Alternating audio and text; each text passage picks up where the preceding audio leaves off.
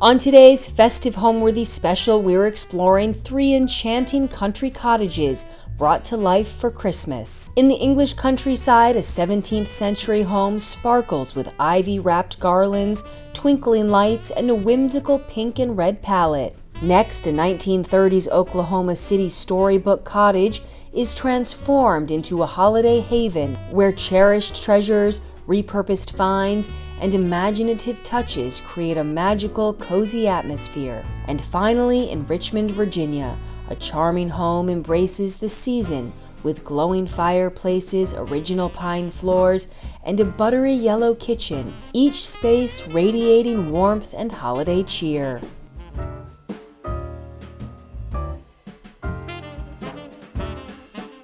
You're watching Homeworthy, where we believe every home has a story. Hi Homeworthy, thanks for coming to visit me again. I am Rebecca and this is my English country cottage at Christmas. Come on in.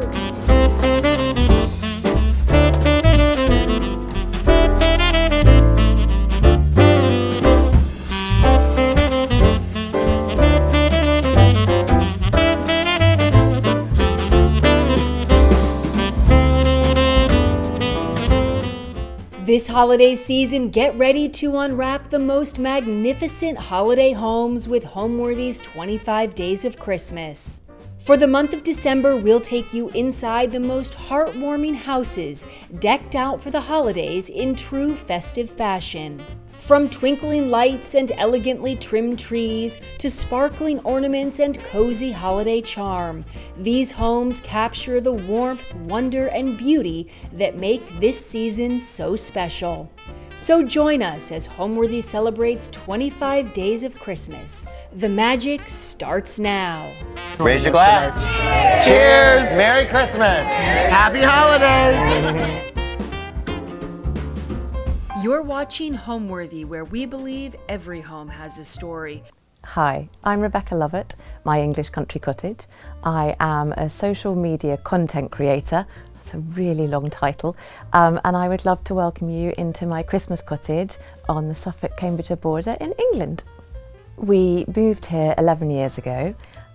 We moved from the north down south and we wanted to be closer to our friends who actually live in Cambridge, so we drew a circle around there and we looked at about 36 properties in 3 weekends, and we were very clear.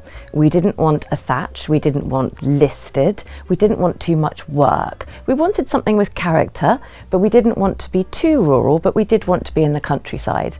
And not one of the houses lit us up. And then we drove here and got severely lost several times before we found it. And then we drove into, well, there wasn't even a drive then actually, and saw this crumbly old cottage with a mossy thatched roof and fell completely and utterly head over heels in love with it. It was magical. It was like a storybook. There was no one around and the agent was actually late, so we were able to just wander around the garden and peek through the little windows, and I think it had stolen our hearts before we even walked through the door. And then we walked through the door and walked into every single room, and we saw the beams that were all slanted and the floors that were wonky, and each step we took we kept saying, oh no, oh it's really lovely, oh no, look at this, oh. And we knew that we were going to end up with exactly what we didn't want, and we didn't care because we just fell in love with this cottage. I love decorating for Christmas. It's like the freedom that you don't get when you're actually decorating your home initially. Because when you're decorating initially, you're thinking about colour schemes and you're thinking about how long will that paint last and will it work with the fabric. Whereas for Christmas, you can just go a bit crazy, and that's what I love. I do something different each year and I don't think about it. I just start, and that's generally how I do my life actually. I just go with it and see what happens. But as you can see, I really love colour. So when I first started, I started with silver and gold and white, really pure and beautiful. And then bit by bit, pinks crept in, and then reds crept in, and I can't help it. It's what I love. And I think particularly at Christmas, you need warmth and colour and joy and coziness. And where we live, it is remote and it is rural, and we are surrounded at the moment by really muddy, dark fields, and it's dark when we wake up and it's dark by 3 o'clock, so you need to inject light and colour and fun. So I bring in as much of the garden as I can carry and I throw it all over every painting and beam and piano and wherever I can find anywhere. And then I put lots and lots of fairy lights up. So actually the cottage is probably lighter at Christmas than it is for most of the year. I use lots of candles, lots of flowers, faux and real, and essentially I just throw Christmas wherever I can.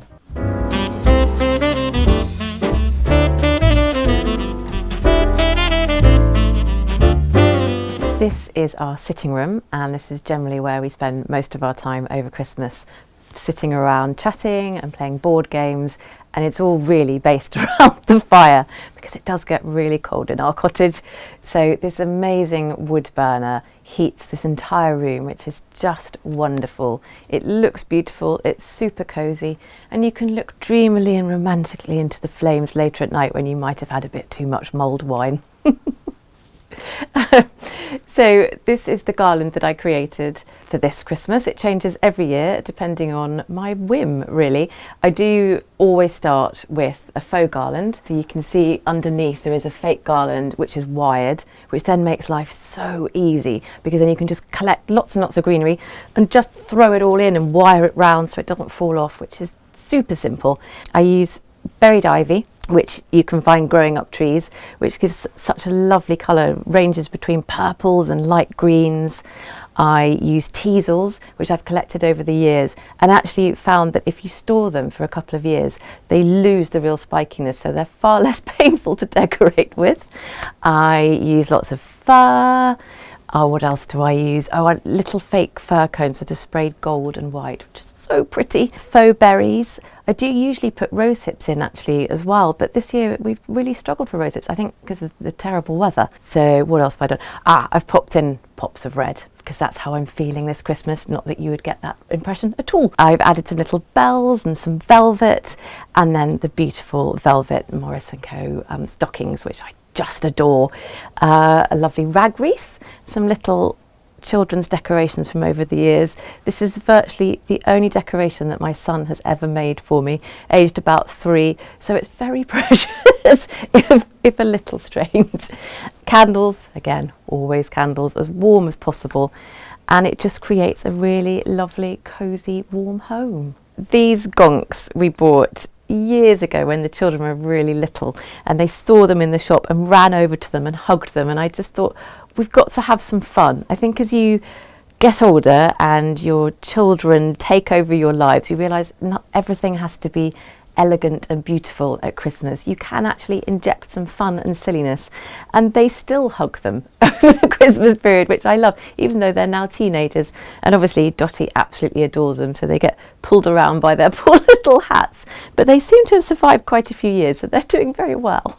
This is our wonderful wicker hamper of joy that used to have all the toys in, which was wonderful, and now bit by bit, like Toy Story, the toys move out, and actually it's all got the board games in now for Christmas, so it's quite useful. It will be covered in Articulate and Scrabble and chocolates, lots and lots of chocolates and mince pie crumbs, and at the moment it's all beautifully styled, but it doesn't last like that once the family are here on Christmas Day. We tend to bring the big cushions around and we just sit around here really, which is so cosy and lovely. I did originally, well, not originally, for the past 10 years we've had our Christmas tree in this corner here, so it's felt like part of the family, but was actually quite squashed up, and we'd swap the sofas around to make more room, and I loved it because it just felt like it was part of the family with us.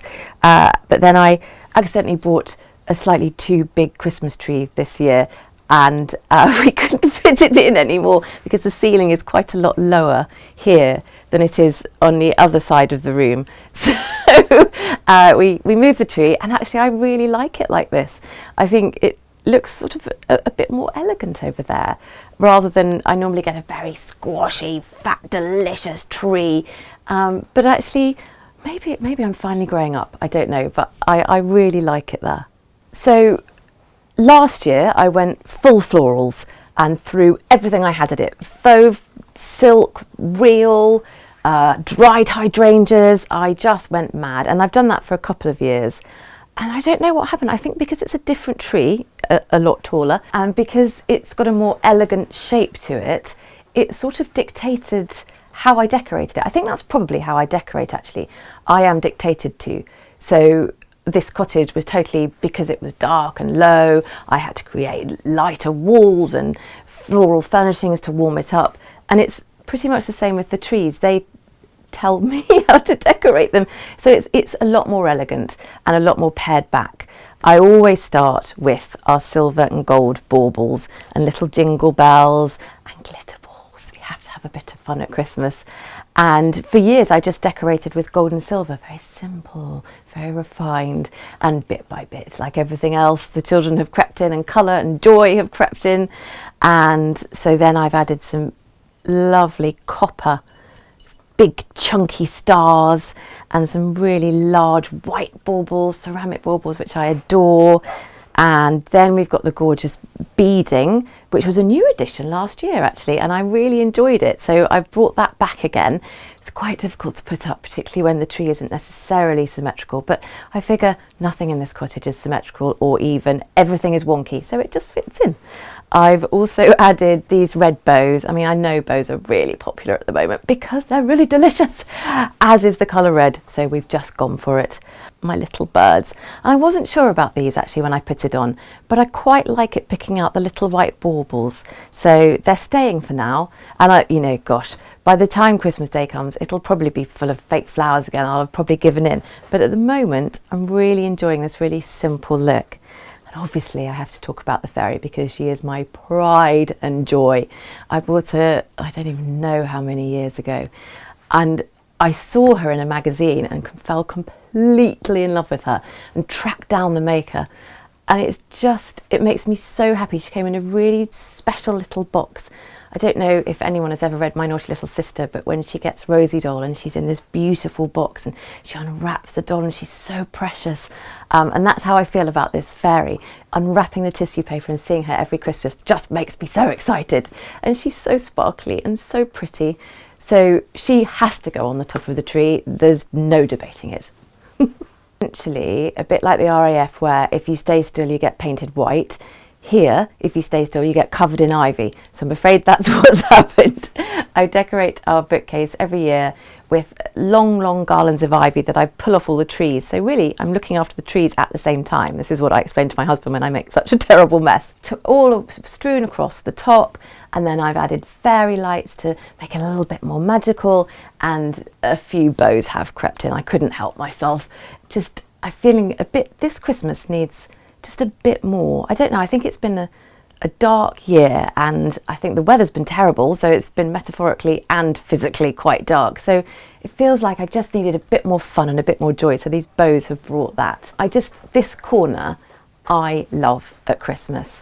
We've put a little star in the window and the candle, and it's just one of those little quiet places that very often actually nephews will come and just sit on the cushions and just take some time out and chill and grab a book. And that's exactly why I created this space in the first place, just somewhere you can sit and have a few moments. So it's really lovely when I see other people doing it as well. It makes my heart really happy. Again, I've added some more ivy over here and another garland. You will see throughout the cottage there are lots of garlands. So let's just call this garland number 3 because that keeps it quite low key, doesn't it? I have to decorate the piano. It's just a total joy with the mullioned window, the very wonky mullioned window. More ivy. I found some rose hips that were still going. I have used artificial candles here because obviously it's quite close to the timber frame, so I get a bit scared, so I've used that. This is our Christmas carols book. So every year we are lucky enough to have our group of friends over, and it started when the children were really small. Quite a few of our friends are quite musical, so my friend will come and play the piano because I just flinky plonk a few chords. It's not good enough to be able to do full carols, whereas she can play anything. You literally go, could you play this now, play that? And we stand around and eat mince pies and drink sherry and sing Christmas carols, which sounds, I know, completely ridiculous, but it's really good fun. And when they were little, the children would join in. We had a suitcase of instruments and they'd pull out the tambourines, and then the grown-ups would get involved and they'd start with the jingle bells as well, and drumming. And I think at one point the old violin came out and the clarinet, and it's just a very silly, very fun afternoon. And there's something about singing that once you get over the initial, oh, this is a bit embarrassing, you actually really get into it. And then we always end up into sort of going into 1980s George Michael, but lots of very silly songs then come after the carols, and it's just a really lovely evening. We do have a nativity set that the children, well, I say the children, it's now my daughter, because my son is far too grown up and cool to do anything about decorating. But we've had this for years and years and years, and actually you can see poor baby Jesus, he got a little bit dotted one year, and in fact I think one of my daughter's friends pocketed him for a couple of weeks one Christmas. But it's those memories that actually I really treasure, and I love the fact that little wind-up Rudolph has entered the scene as well. I don't remember reindeer in the original, but why not? We'll go with it. It's Christmas. Why not? So yes, this is very special, and just a tiny reminder of why we celebrate Christmas. So back in the days when I had taste and sophistication pre-children, everything was very elegant, and I would use cream candles. You don't use coloured candles, good grief. And bit by bit, colour has entered my life, even in the form of candles. It's ridiculous. Yes, I think probably my favourite colour is pink. And I discovered these gorgeous rustic pinks, and I just think they're so pretty, and again just bring a bit of extra warmth and colour. I just love tiny little pops of pink and little pops of red. It just lifts the room, I think. When I decorate for Christmas, it is very similar to how I decorate ordinarily. So I will use the same colour schemes, the pinks and the reds and the layering, and I will try and blend it with all my florals and my chintz, because that's what makes it feel cohesive and cosy. So the pinks, the flowers, I will use rustic elements like the fir cones in the way that I do with the wicker hamper and the wicker table. I will use wooden decorations. I'll then add some sparkle, so like the Mercury candlesticks over there, just to bring a little bit more sparkle for Christmas. Again, we've still got the naturals and the textures, but in creeps a little bit of gold, and in creeps a little bit of jingle, and it's just layering on top. So it still is how I decorate, but it's just a little bit more fun, I think. Probably the only decoration no would be tinsel for me, and I feel really awful. And the children have it in their bedroom because they love tinsel, and who doesn't love tinsel? It's so sparkly and fun, but it does not float my festive boat. So it's a no in here. I think it's probably because it was so popular in the 80s. My mother would throw tinsel at everything, and it would be over every door frame and mirror, a bit like I have greenery. She had tinsel, and it is really good fun, and I know I should embrace it. Maybe I will next year, but no, for me, tinsel has to stay in the children's room at the moment. Am I a maximalist? I'm definitely not a minimalist. I do love colour, and I do love pattern, and I do love mixing them. Maximalism to me, I think of as clashing colours and clashing textures, and really, throwing everything at a home. I hope I maybe smooth things a little bit. At Christmas, I definitely go all out, but I'll make sure that if I've got red ribbons on the tree, they run throughout the cottage, so there'll be some in the kitchen as well and some upstairs, and I will make sure that it works with what I've already got. So yes, probably I'm a maximalist, but I don't think I'm quite brave enough to be 100% maximalist.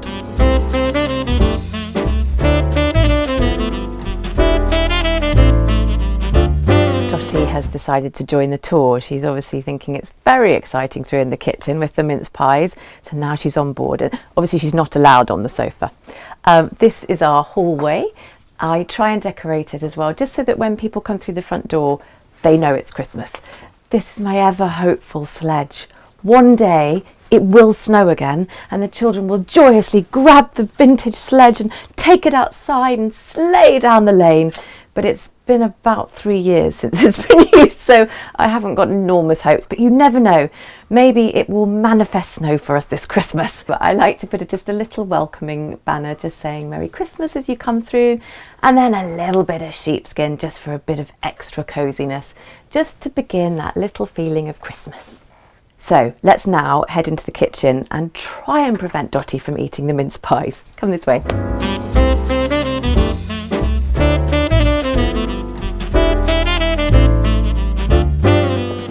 So this is our Aga, which is the heart of the kitchen. The wood burner is the heart of the sitting room. The Aga is the heart of our kitchen. This is where you will find me for most of the winter, sat in the rocking chair, keeping as warm as possible because it puts out so much heat. It's wonderful. Occasionally when I'm really cold, I will just end up sort of slightly lying over it for warmth, and you love it, don't you, Dottie? This is your favourite spot to be in the winter. She's quite temperamental. She will occasionally just simply refuse to cook anything, and we have to get the engineers out, and it takes forever. So I'm really hoping that does not happen this Christmas, okay? Dame Aga, just be very good. Thank you very much. Yeah, she likes to either make sure things are raw or burnt. So hopefully that will not happen. It's not going to happen. Just don't think about it. People tend to gravitate here. There is something, the lure and draw of the Aga, it must just be the warmth, but it's absolutely where we spend a lot of time, and it's obviously where we cook the Christmas dinner. We don't have another oven. I know clever people who live in old houses that have Agas will also have an electric oven, which would make a lot of sense, but we don't have that. We simply rely upon her, so we just have to hope that she works again this Christmas, please. Yes, garlanded the beam. I do have another garland, but this year I've done something different, which is very exciting. The pops of orange got me really excited. And then I saw these little robins in Susie Watson. We have a robin called Clive. I've probably talked about before, I can't remember. And he flies into the house. He seems to think this is his home and he should be part of our family. So he tends to fly into the sitting room and sit on the music stand or on the bookcase. He likes to leave little messages on our cushions, which is really irritating, but the fact that he wants to come in I think is really gorgeous. So as soon as I saw those, I thought I've got to have a little ode to Clive within our garland, and maybe it might encourage him to come into the kitchen where it's easier to clean than into the sitting room. Actually, over the summer my sister-in-law was staying, and apparently a pigeon flew into the sitting room. It was a little bigger than a small robin, and Dottie went absolutely wild and was trying to grab it, and she said it was just mayhem. I was actually really glad I was away that day. So no pigeons on the garland, just robins. But I'm really happy with it. I think it's just lovely little pops of colour again. We do a traditional roast at Christmas and it has to be turkey. There was one year we considered doing goose and everyone revolted and was extremely angry. So no, it's turkey. And I'm lucky enough to have a friend just down the road who breeds her own turkeys. So she will be bringing us the Christmas turkey, which is very exciting. I'm really lucky. My husband does most of the cooking on Christmas Day. We do a lot of preparation beforehand. In fact, gosh, how many years ago is it now? 3 years ago, I'd come up with a genius idea because we always have to buy so much food for all our family.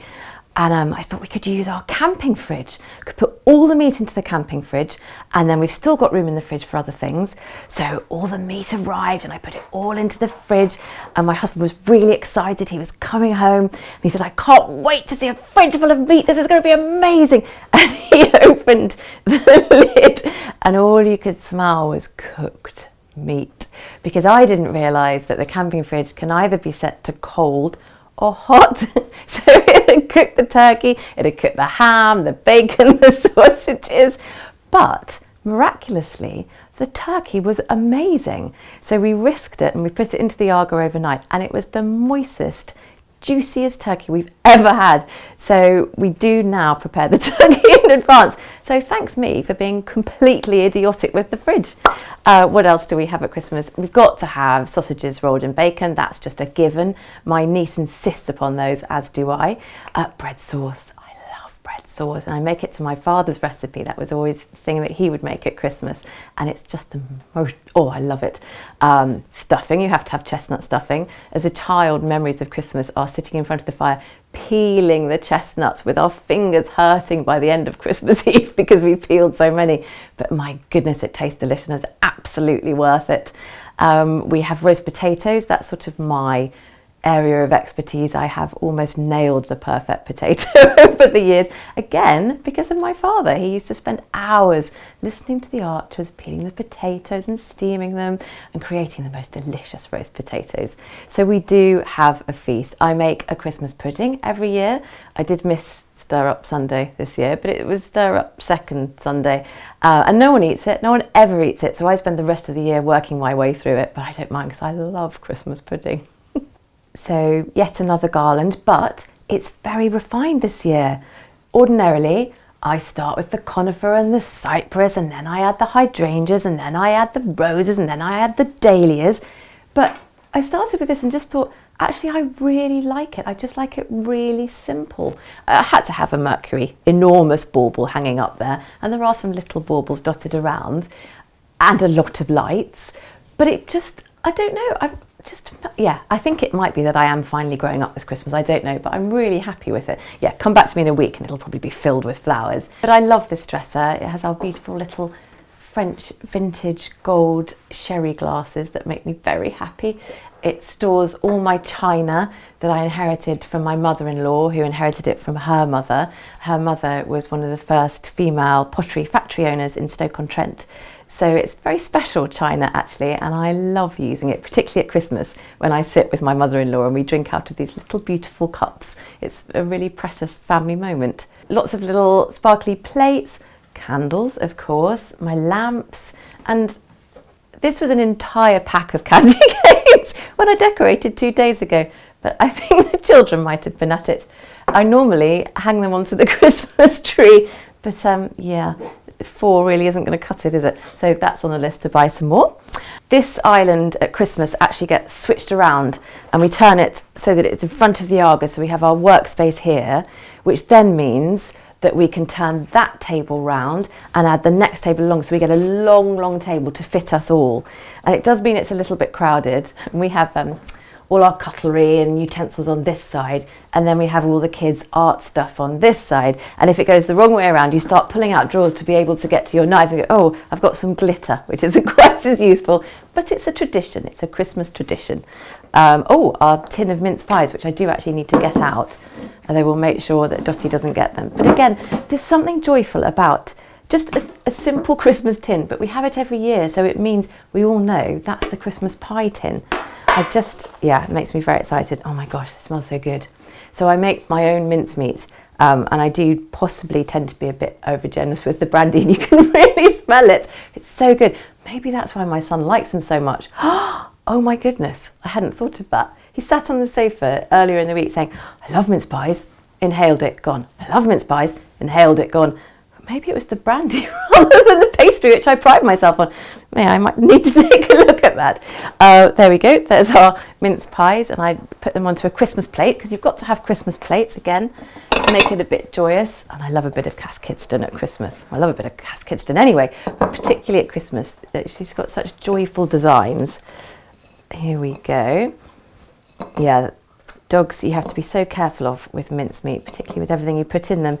So I'm just going to keep an eye. Oh look, she's fallen asleep on the sofa, so that's all right. There we go. And now we're slightly guest ready. I just have to show you these Christmas biscuits that my daughter spent hours making yesterday. It was so sweet of her. We found some treacle in the larder. Well, we found 3 tins of treacle in the larder, which we've been clearing out, and my husband was furious, like, what can we do with this treacle? We thought, aha, gingerbread. So my daughter very sweetly rolled out, acres of gingerbread. She was there for hours and hours. This is just the tip of the Christmas tree iceberg of gingerbread, but I just think they're so pretty. And she found this amazing new recipe for the icing that's got sort of syrups and sugars and spices. And as she said, it tastes like the inside of a Cadbury's cream egg. It's so delicious. So I think she might have discovered a whole new means of making gingerbread Christmas trees. So yes, I just had to show you that because I'm very proud of her. She worked really hard. How do you achieve English holiday decor? For me, it's about warmth and coziness, and that probably does come back to old English houses which are really drafty and cold.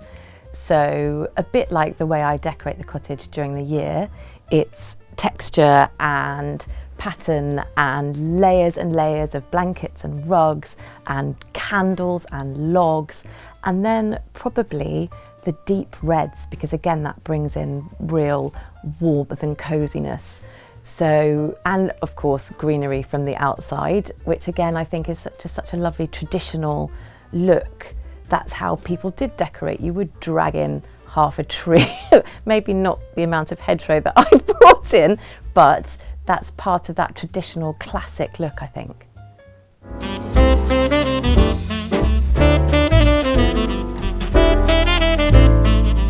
This is our kitchen tree.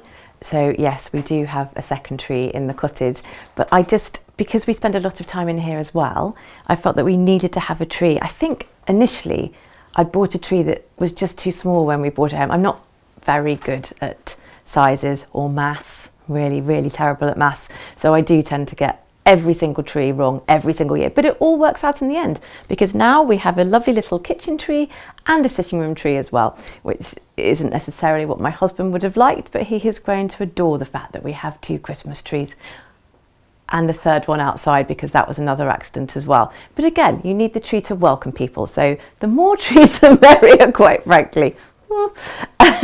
This is our Christmas table. Now actually on Christmas Day we flip it around so it goes lengthways, and then we bring in a spare table, so we have a really long table for everyone to be able to sit at. But for now it's like this, because once you've got the really long table you end up sort of having to dance around slightly to get past people, so we don't do that until actually Christmas Day, and then we get the nephews to go and lift the big table in because it's very heavy. So this is just a little table for now, but it will be how I will decorate on Christmas Day. Again, it's got to be reds and pinks because I love those colours. And this tablecloth, oh my gosh, from Susie Watson, it's their new design, and as soon as I saw it, I just knew I had to have it in my house as quickly as possible. I bought the runner as well because I thought, well, then it mirrors it. So I put the runner in the sitting room, you'll have seen that on the wicker hamper, and then the big tablecloth on the table. And it just, my brain likes the fact I've got one in there and one in there, and a Christmas tree in there and a Christmas tree in here. It just makes sense to me. Again, I filled it with greenery and foliage and these gorgeous red roses, which pick out the little red on the holly of the napkin and the red candlesticks, and just some more birds for Christmas, because clearly I'm going with a bird theme, which I hadn't even realised, but that runs throughout as well. Well, we live in the countryside, so why wouldn't you? I've used my lovely Burley dinnerware, which I just adore. It's just timeless, completely timeless, and that green of the regal peacocks just makes me very happy at Christmas. Got to have a bit of Christmas sparkle on your glasses, everybody knows that, that's a fact. Add in some glistening silver for a little bit of refined elegance, and then a gorgeous Christmas jug with the robins on again. Lots of candles again, and some sparkly mercury to make it all look sparkly joyous. My candelabra that again starts, well, so it started with just a little bit of ivy wrapped around it, very simple, very rustic, and I've just over the past few days started adding little bits more of greenery.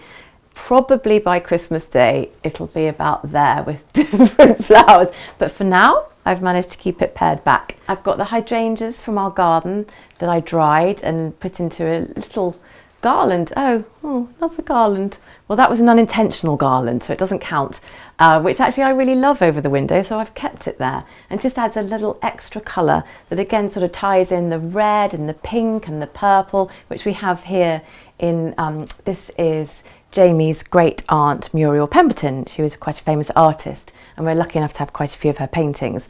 So the colours work really well with that, and that makes me happy. Colour makes me really happy. I've added some more ivy and some berries onto the paintings, and then some more faux flowers and holly, and I need to get a proper holly bush. I have this amazing holly bush, but it doesn't have the spikes on it, which makes it great for actually flower arranging, but I feel like I need the proper holly. That's a project for another, well, my husband will be really happy about that, for another day. more holly and berries, and then my little heart garland, which I just love. That comes out every year. I think there's something about bringing out the same decorations every Christmas that is so reassuring, and you instantly associate it with, oh, it's going to be really good fun this year, we're going to have a wonderful time. It's not just children that need that reassurance and reoccurrence. I think grown-ups need it too, actually. Our beloved kitchen sofa. Since I was little, I have wanted a sofa in the kitchen because it's where I spend most of my time, really. So to be able to pop something on the Aga and then come and have a quick snuggle with Dottie on the sofa is just one of my favourite things to do. We had to add a little dog mattress to it because for some reason she gets incredibly muddy and I can't think why. She is a mud magnet, but that really helps with the bottom of the sofa. I picked this up from, I think it was eBay. There was a woman selling it in a cottage a couple of miles from here, and she'd had it in her music room and never used it, so it was immaculate. Laura Ashley, never been used. It was one of those purchases that, you know, when you just think, oh my gosh, how has this happened? How have I found it? I was so excited. And again, it's this delicious red colour that makes me really happy and adds a warmth and a coziness, because these beams, you can't really see that, but the wind comes through them. You know, people's hair will be blowing as they're sitting at the table and the wind's blowing through the beams. So trying to add as much colour to pick up the warmth is really quite valuable in a room like this. So this also gets through an awful lot of work at Christmas, and my sister-in-law and mother-in-law are incredible at washing up. They're so good. They just seem to be constantly here going, just that's done. And you look around and go, oh wow, everything's clear again. We're so lucky. I've added a few extra little red roses and a Christmas tea towel, and oh, our poor Peace Lily. I bought this last Christmas and it's done really well, and then I read this amazing tip about tea bags and using old tea, obviously without the milk in, and it perks them up. So I've tried that, and these guys have gone, yay, woohoo, but these aren't looking very happy. Oh dear. Right, well, I will sort that out in the new year. But yes, this is our little workstation. Again, this was another purchase from eBay, I think. Yeah, so lucky. I love unfitted units. I think particularly in an old cottage, if you try and put in a modern kitchen, I think it looks really strange. So I wanted to try and honour the age of the cottage and sort of how it would have been, except that I get to have a dishwasher and a washing machine hidden under the curtains and hot water running from the sink and actually an Aga rather than an open fire. So a little bit luckier than they were 400 years ago. Oh, look, these are from my best friend Rachel. She makes these candles. You buy the set, you get this beautiful little pottery, and then she makes refillable wax. So you just pour in the next candle and you're not constantly using little pots. And I meant to fill these and put them beautifully over there, but that hasn't happened. So just enjoy a very empty but very beautiful ceramic candle holder.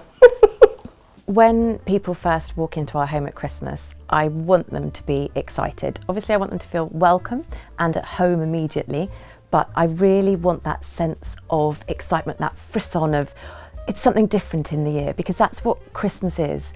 It's a moment of sheer joy. So I want people to walk in and see sparkly things and see warmth and think, oh, we're going to have a good time. This is going to be a really wonderful party if we've got friends coming over, or few days if we've got family staying. I want joy and fun and coziness. Let's head upstairs and I'll show you how I've decorated upstairs with just a couple more garlands.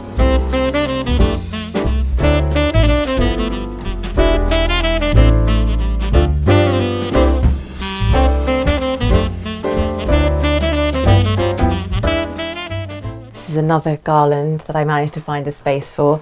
I'm always incredibly envious of people that have these beautiful banisters on their staircases where they wind the garlands around, and I don't have one, apart from this one.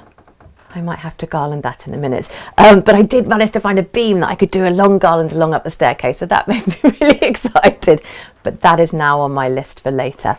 I've then followed it through with a couple more garlands across the windows. Again, really simple, really plain, with some little pretty willow hearts to match in with the willow and wicker downstairs. And this fabulous willow heart wreath that I have had for years and years and years, and has come with me from house to house.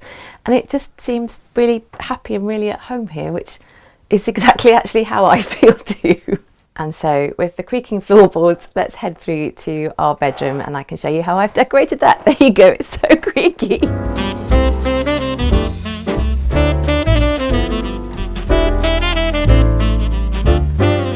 So this is our very wonky, wobbly bedroom where the floors do that. So it's a bit like being on the high seas, which is why everything is propped up on books, you will see.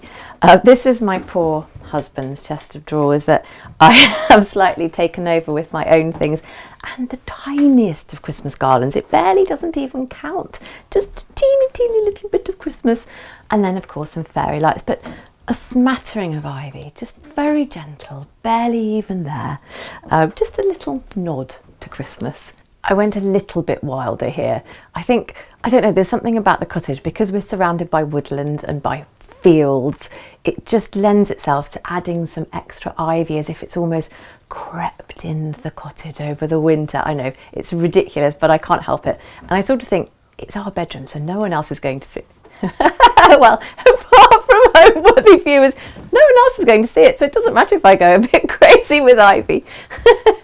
And then I've added some fairy lights and some pussy willow, just to add a little bit of extra white and velvety loveliness. And then I had to do a little bit of chandelier-y glassiness just to match in with our light fittings, which were the only light fittings we could find because the ceiling is so low. It had to be really close up to the ceiling, but actually I really love it, and that sort of dictated how the room came about actually, because and then made me think, oh, it's quite French, these are vintage French chandeliers.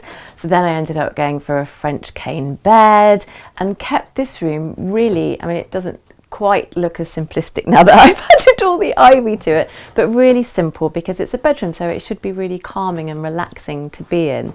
I actually took the hops garland down from over the fireplace in the sitting room, so that's where it's been since September. And then I thought, I need a Christmas garland in the sitting room, because otherwise you need to know that it's Christmas, and if it's just the same one, how do you feel that difference? So very carefully lifted the hops garland down, brought it upstairs, and now it feels magical and special in here, and we feel very Christmassy, and the garland downstairs in a much darker, richer green feels much more Christmassy downstairs. So it's a win-win, really. I was too scared to try and put fairy lights into the hops because they're quite dry now, and I just had this image of every single one just falling off onto the bed. So yeah, I've left that, but the lamps and the candles give enough light. Velvet. A lot of velvet on the bed, which is so important in the winter. Coziness, practicality, and beauty. It just gives that lovely feeling of luxury and comfort and joy. And of course it had to be green and red because it's Christmas. Yeah, I have kept it as simple. I mean, there's a little bit of ivy over that painting, but it's really simple. Tiny bits of ivy over this painting and this mirror, some fresh flowers. And then the old man's beard that I actually foraged from a hedgerow, and then I've added some little fairy lights to that. All throughout the year I've been thinking about the little beautiful bits of white fluff, and oh, if you added some white lights to that, that could look really magical. And I was hoping to forage actually to get some more, but again this year's been so terrible, there was barely any in the hedgerows, so we've kept to this. I didn't want to deprive the poor little birds of their seeds, and then just added some little bit of sparkle and a little bit of silver and some lights. And I don't normally like white lights, but I don't know, there's something ethereal about it. I thought it worked really well. But other than that, it's just a very simple, virtually undecorated bedroom. As I mentioned, the floor is really wobbly and it does curve down like that. So we have to have the bed on books. When we first moved in, the first night, we sort of go, why are our feet so low down? This feels really weird. And then my husband came up with a genius solution of just sticking a couple of books under the bed to lift it up. So a lot of people will ask me, why on earth have you got books underneath the bed? But it's not for nighttime reading, it's so that we're level in our bed at night. Really simple, what most people take for granted. These are little things that you have to adjust to in a wonky old cottage. I love Christmas. I used to not really enjoy it very much, but my husband loves Christmas and he has taught me to really embrace it. The children love Christmas. It's time that we stop. Everybody stops and it's quiet outside because no one's farming. It's just a really peaceful moment of the year when we're all together and we have all the family come and stay, my nieces and nephews who are all terribly grown up now, and we eat an enormous amount of food. There's an awful lot of cooking and cleaning and clearing that we all do. And then we play board games, which sounds really naff, but we love it. We all get thoroughly competitive and the boys always win at Articulate, which is really frustrating. This year is going to be the year that the girls are going to win. I'm going to revise beforehand, I've decided. It's just great fun with a lot of walks and the dog gets petted by everybody, so Dottie thinks it's brilliant. We are outside as much as we can be when it's not raining and horrible, and then we come inside and we light the fire, we drink mulled wine and play ridiculous games, and that for me is just true happiness. Thank you so much for coming to visit Homeworthy. I have loved to be showing you our Christmas cottage. It's made me all happy and excited all over again. I've loved showing you my decorations. So thank you very much for coming back. And I am going to go and just garland the staircase now. I've discovered another banister. Very exciting. So happy Christmas and thank you very much.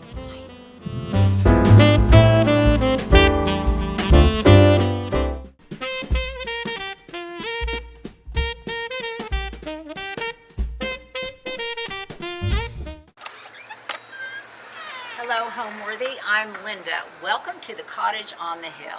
Come on in.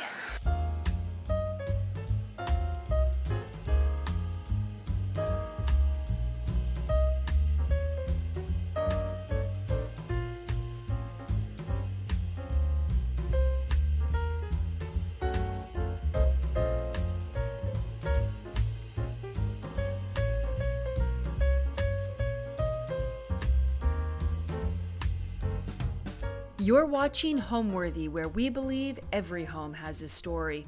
Be sure to visit our website, homeworthy.com, to discover amazing furniture, art, accessories, and more, all handpicked by our editors to help transform your house into a home. All of the items are inspired by the episodes you see here on Homeworthy. Enjoy!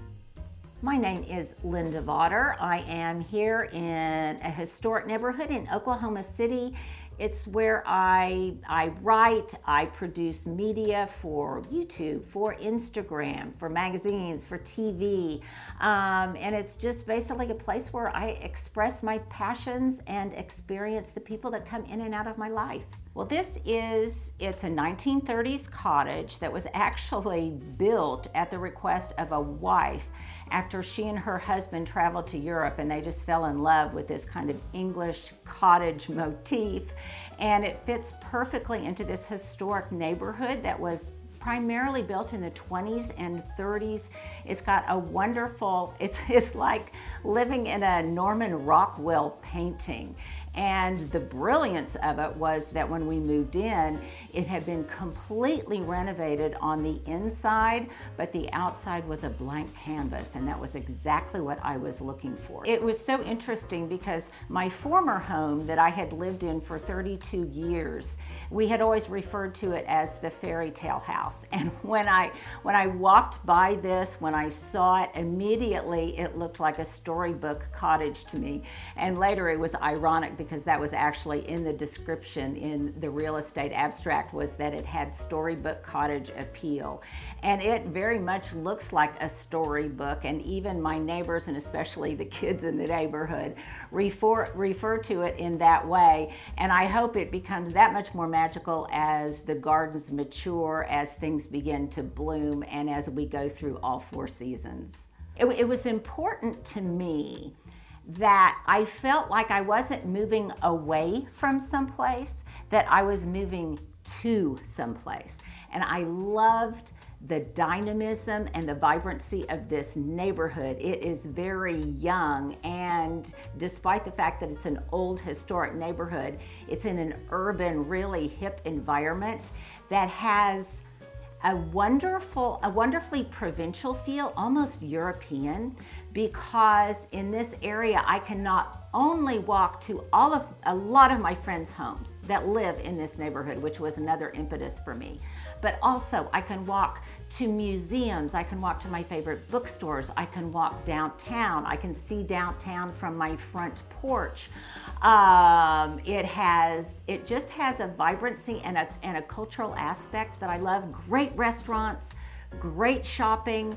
The hardest part of my walking life is deciding which direction I'm gonna go and what surprises await me, because even though I'm familiar with this part of Oklahoma City, it nevertheless is a surprise to me every day.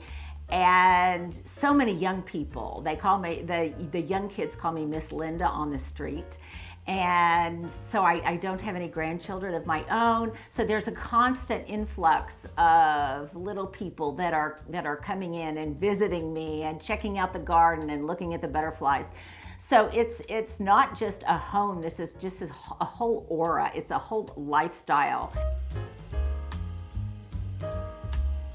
Welcome to the parlor. This is the first room you see upon entering the cottage. So it was really important to me that it was welcoming. I love the fact that it is completely light infused. It is saturated in light, which is especially important, I think, in the wintertime when it's cold and you kind of get that sensation that you could be sitting in almost any chair like a cat in a sunbeam.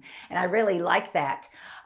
When we moved here from our former home, it was really important to me for both sentimental but also for practical reasons that we reused, rethought, repurposed the furnishings that we had in the former home. Now, could we use everything? Obviously not, but we could use a lot of them.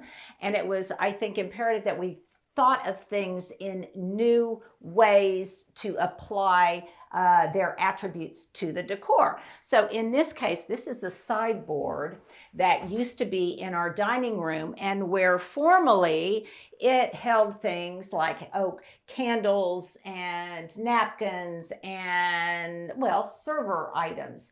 Well, now it holds things like hats and gloves and sunglasses. So it's very, very, I think it makes a statement, but it's also very functional. And I also like the fact that the tone of it really looks beautiful with the lightwood floors. So to me, that creates this kind of continuity and harmony that's important to me.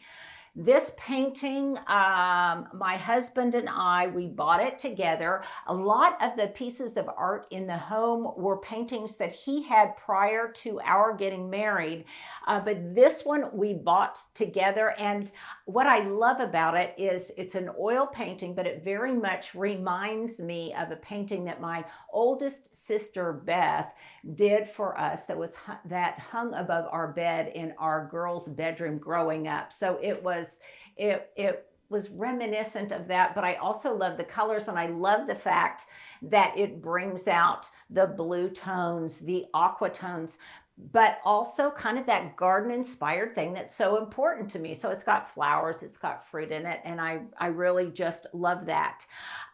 One thing about all of my Christmas decor, sometimes people will say, well, what was the inspiration for that? Well, for me, the inspiration typically starts out with a story. So each little vignette is a story that I'm kind of trying to tell. And I usually will put kind of a word or a thematic to that decor. So in this case, on this sideboard, I love the fact that I've got these beautifully carved wooden angels. These are pieces that I gifted to my mother many, many years ago. And after she passed, I took them back home. And one thing I like about any kind of decor is that it has kind of an experiential quality. So I want the characters in my stories to kind of be doing things. And so I will adorn them with maybe little halos. In this case, she may be feeding the birds. This, I have to tell you, this is a sweet story, and it's so emblematic of what I love about this neighborhood. So this little angel is holding this little evergreen tussie mussy or a handheld bouquet. And this was made by my 8-year-old friend across the street who put this together and just one day came over and gifted it to me. So Charlie is a good friend of mine, and she comes over often, and she sometimes brings me just little gifts. So it's important to me that this is placed in an area of prominence. So it is in the hand of this sweet little angel. And then items that I have out all of the time, I like the fact if they pick up on the thematic, and in this case, the metallic thematic of what my decor is. And this year it is, it's very silvery. And so the images I've got of my family, both when they were young and when they were older, wedding photos, those are important to me because, and they also happenstance fit into that silver theme, along with like the silver garland that I've made little halos out of. And so it's just a fun vignette. Now, something else that's very important to me is we are huge readers, and I love pulling out and kind of color toning the books that we have, whether they're contemporary books or they're old world books like this that we have collected over time. And one thing that's important to me about that is that we actually read these books. So I think all too often we fall into that trap of having things for decor without actually using them for their intended purposes. So periodically I like to just pick up one of these old books, respect its age and be careful with it, but nevertheless read the books we have, use the things we have, whether that's fine china or it's silver or it's candles that should be burned, or just pretty much anything. What's the point of having things, no matter how valuable, if you don't use them? Because therein lie the stories to the things that you possess. Again, I like things that are both practical and pretty. So I have brass hat hangers and a wrought iron coat rack, because obviously I want my guests to feel welcome. And so as soon as they come in, literally it tells them to hang your hat in my space. And I like the fact that I'm a big hat wearer, and so I like the fact that the hats are in areas that are kind of public, which speaks to some of my signature style. But what I also like about that is that particularly members of my team, when they come here, when my family comes here, then they feel compelled to just pick up one of those hats and wear it. On a particularly sunny day, they can pick up a straw hat, and they too can put on a chapeau and feel like they're part of the scene. Here's another example of what I mean about taking little stories or taking things that are fixtures in my home and making a story out of it. So I've got this fedora that belongs to my son, but I can imagine walking into the cottage. Frank Sinatra walks in. He has decked his hat, his fedora, with a little bit of holly that he just snipped from the Nellie Stevens holly out front, and then he hangs his hat as he walks in the door and he's singing me a Christmas carol. So every little thing is a story to me, and that's what makes it meaningful. If I could do nothing else, if I could decorate in no other way, and this is what I mean about kind of accessible style and design, my artwork, my paintings, the things that I have on my wall, they would be adorned with fresh greenery from my garden. So these are fresh clippings of arborvitae and more holly with berries that I can just walk out and I can snip. And the advantage of that is if it gets dry, I can just replace it and I can put fresh greenery in place. The other thing I like is that to the extent I can decorate the cottage with things that are natural, that are garden inspired, I don't have a lot of things that I have to put into storage after the holidays are over. I don't have a lot of things to pack up. These things are just literally compostable, or they just go outside and I throw them into my flower beds and they have a second life as mulch. So I kind of like that, but it also speaks to the garden and how traditionally over time people decked decked their halls with things from their garden. I also like the fact that they're fragrant, and that also makes the Christmas experience experiential. So they walk in the door and they can, if I don't have a live Christmas tree, they nevertheless can, they can be welcomed by the scent of evergreen foliage, which is just so holiday-ish. I have had several versions of this type of Christmas tree on my inspiration board, my mood board, for I don't know how long. Some of them were in different shades of red. Some of them were in really traditional hues. But for me, I wanted it to be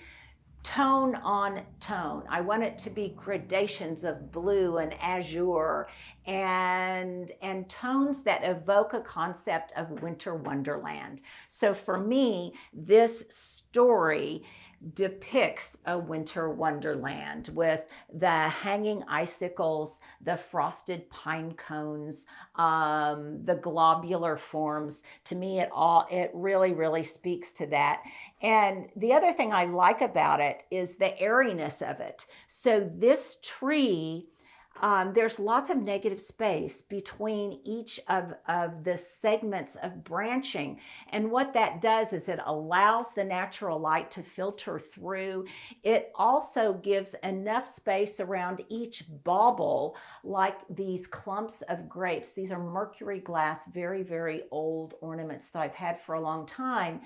I can then appreciate that ornament in its isolation, but then in totality, I can appreciate what it contributes to the Wonderland theme and the color palette overall. And this color palette is inspired by the tones in this room, which are largely, they're blue. Some of them are deep navies. Some of them are inspired by the Jacobson painting over the mantel. And what I love about that is, even though the colors may vary in intensity, nevertheless, there is this kind of rhythm and repetition of these hues throughout the space. And I really love that. I think I mentioned earlier that I like my gift wrap to match whatever the hue is of my theme. And so in this case, I have colors that are in dusty, snowy blues, if you will, and the bare branches of a sycamore tree. And so they're in taupe colors. One thing I always like to do, it's a signature touch of mine, and that is let the Christmas ornaments be part of the story. So this is a winter wonderland theme. So I have little fuzzy felt and soft deer ornaments and reindeer ornaments that I have positioned so that it looks as if they are looking up in awe. And it does take some dexterity to get them just the way I want them. But they're looking up in awe at the winter wonderland and the ice crystals if there was just an ice storm. And then I also like to use those ornaments or those baubles, again, whether they're expensive or inexpensive, to decorate the packages themselves. This year, I kind of happened upon what's a brilliant idea. I was looking at things that would match the thematic of a winter wonderland. Obviously, snowflakes do. So I found some snowflake picks that are like long wooden toothpicks that I can use on the bar. I could use on the appetizer table, but I can also use them on my packages because they can then hold my equally as Wonderland snowflake gift tags and things like that. So again, nothing expensive, nothing too valuable, but nevertheless, I just love the way it looks. Love glitz and glitter and the reflection of that, not in a tacky, gaudy way, but in a way that illuminates things. And that's true, I think, as a decor principle, whether it's around the holidays or it's any time of year, that if something looks a little meh, if you've got a still life or a tablescape and it looks like it needs a little something, then put some cut glass crystal or put something metallic, something brass, something that will capture the light, just the way I do out in the garden when I have some foliage of a plant that's matte or some kind of foliage like the hollies right now that have a very glossy reflective quality. The Winter Wonderland theme kind of continues on the light wood mantle, and it's all inspired again by the seascape over the mantle and the colors of this room. So I just started looking at things that speak to my kind of signature look. One being I love and I burn lots of taper candles. I'm obsessed with taper candles and taper candlesticks. So I've got a variation, kind of a gradation of the colors in my taper candles that exist in the painting. And I have also done that with just some little humble kind of bottle brush trees that I found. I think I got those at Target.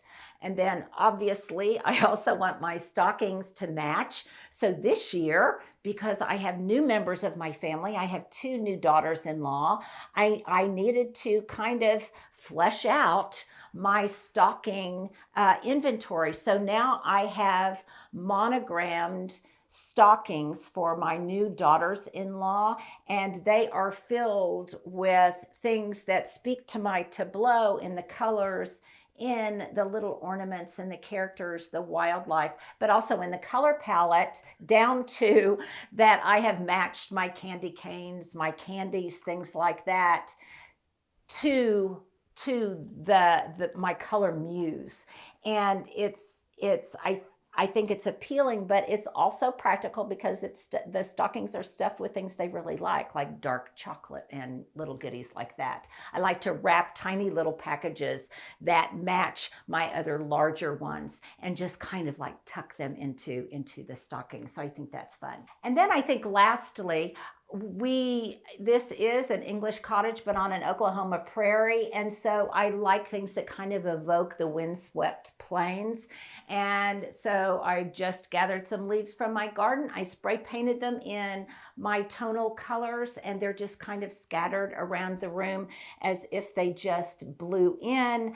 And then as you either walk in the door or as you leave the parlor, then why not grab maybe a glass of champagne or something that I would have set out to either greet you or to welcome you into the rest of the cottage. And so why don't we then go into the rest of the cottage, starting maybe with the kitchen. So one of the reasons that I was so attracted to this home in particular, and one of the reasons, quite frankly, that I wanted to move from my English Tudor house, it almost had kind of a hunting lodge feel, but it was very dark.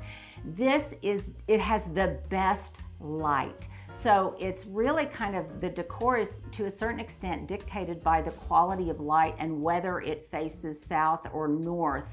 I really like an indoor-outdoor aesthetic. I am a rabid gardener after all, so views of the garden are very important. And as I would decorate, I tried to kind of, compose the seating areas and the indoor vignettes, if you will, so that it maximized what you could see from inside out. What was really fun for me in moving to the cottage was that I was able, I think, to really play with a whole different set of colors in the Crayola box. So the quality of light here had much more of a gray tone to it. So I really wanted to pick up on pale blues, turquoise tones, and then happily, it was just perfect because the Jacobson painting that we have placed over the mantel, which in my former home was in a different place, just looked perfect in this environment. And it pretty much then was the inspiration that dictated the cooler colors that are in here, the icy blues, It's fun for me to play in the blue palette because I haven't really done that before. So in both my Christmas decorations and in the color palette, the permanent color palette of the parlor, it's much more in the blue tonal ranges.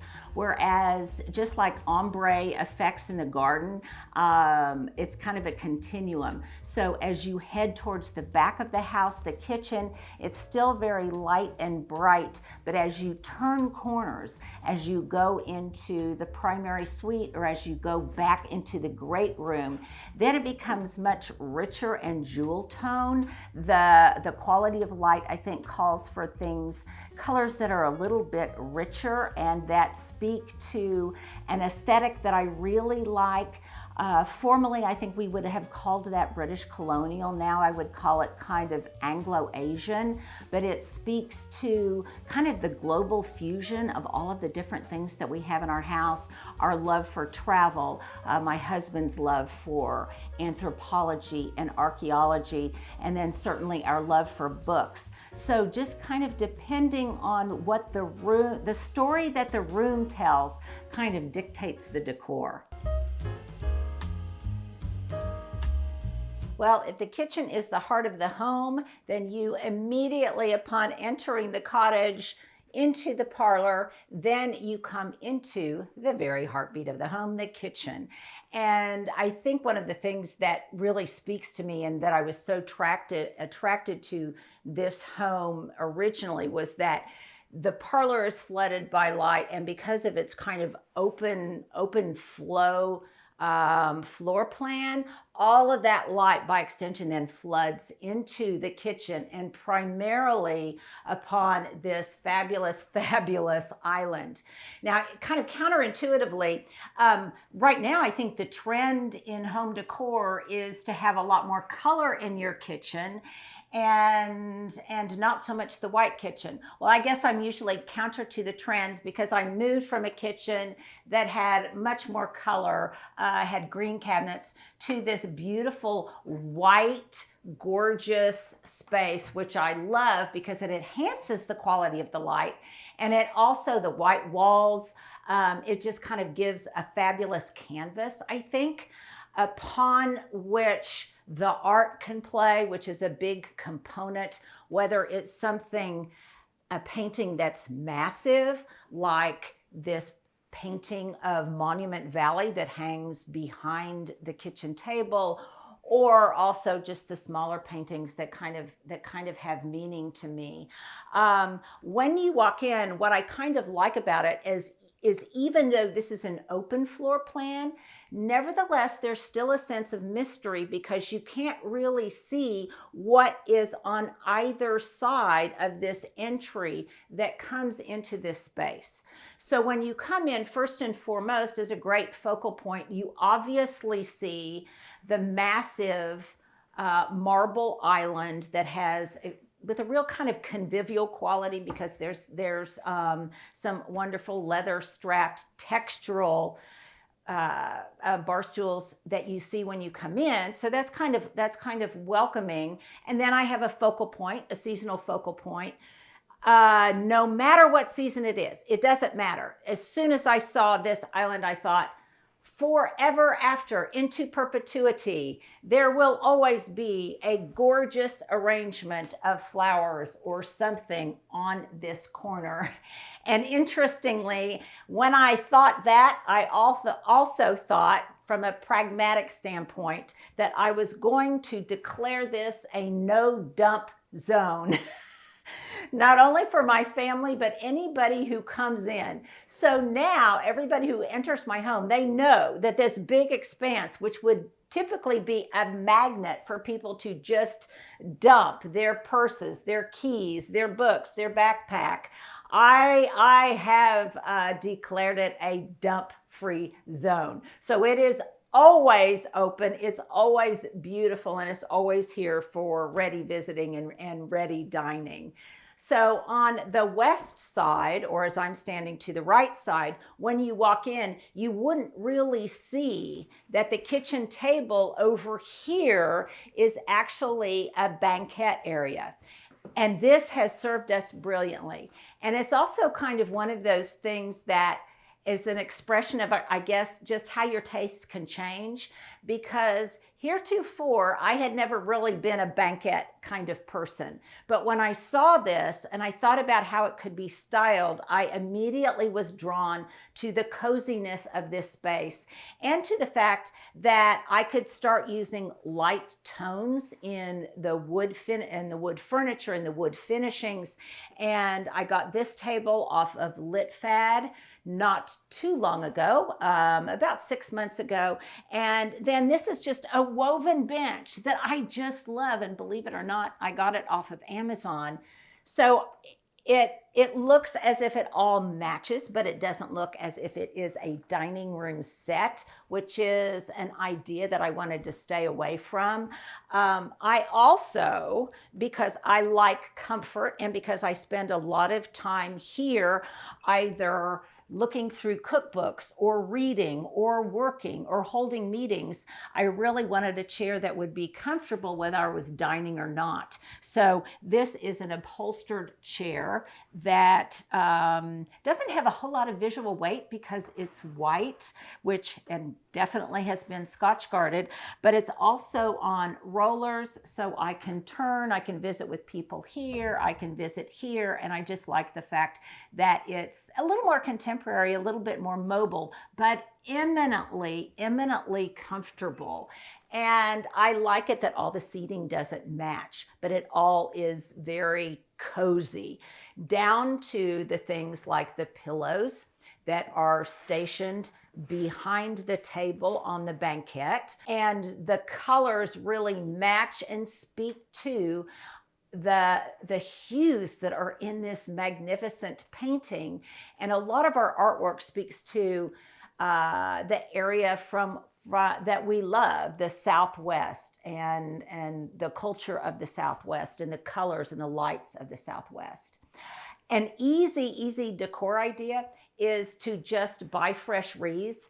And if you have any kind of sconces, or let's say you like to hang a lot of plates or something like that around your artwork, then you just can hang over the existing piece a live wreath that looks very festive, but again, it's easy to discard after you're finished. And then I like the little punch of color in the berries that are kind of a color hue, a color echo to the colors in the painting. And then because to me, Christmas is all about, and the holidays are all about goodies and indulgence and chocolate, then why not, again, make something that you're going to have around the holidays and make it part of your holiday decor. So I love to go thrifting, and practically all of the glass containers on this table were all thrifted or gifted, and they just hold a variety of confections that anybody who comes into my house feel free to take advantage of. And then something else that's a wonderful decor item, one of my signature touches is I'm known for topiary.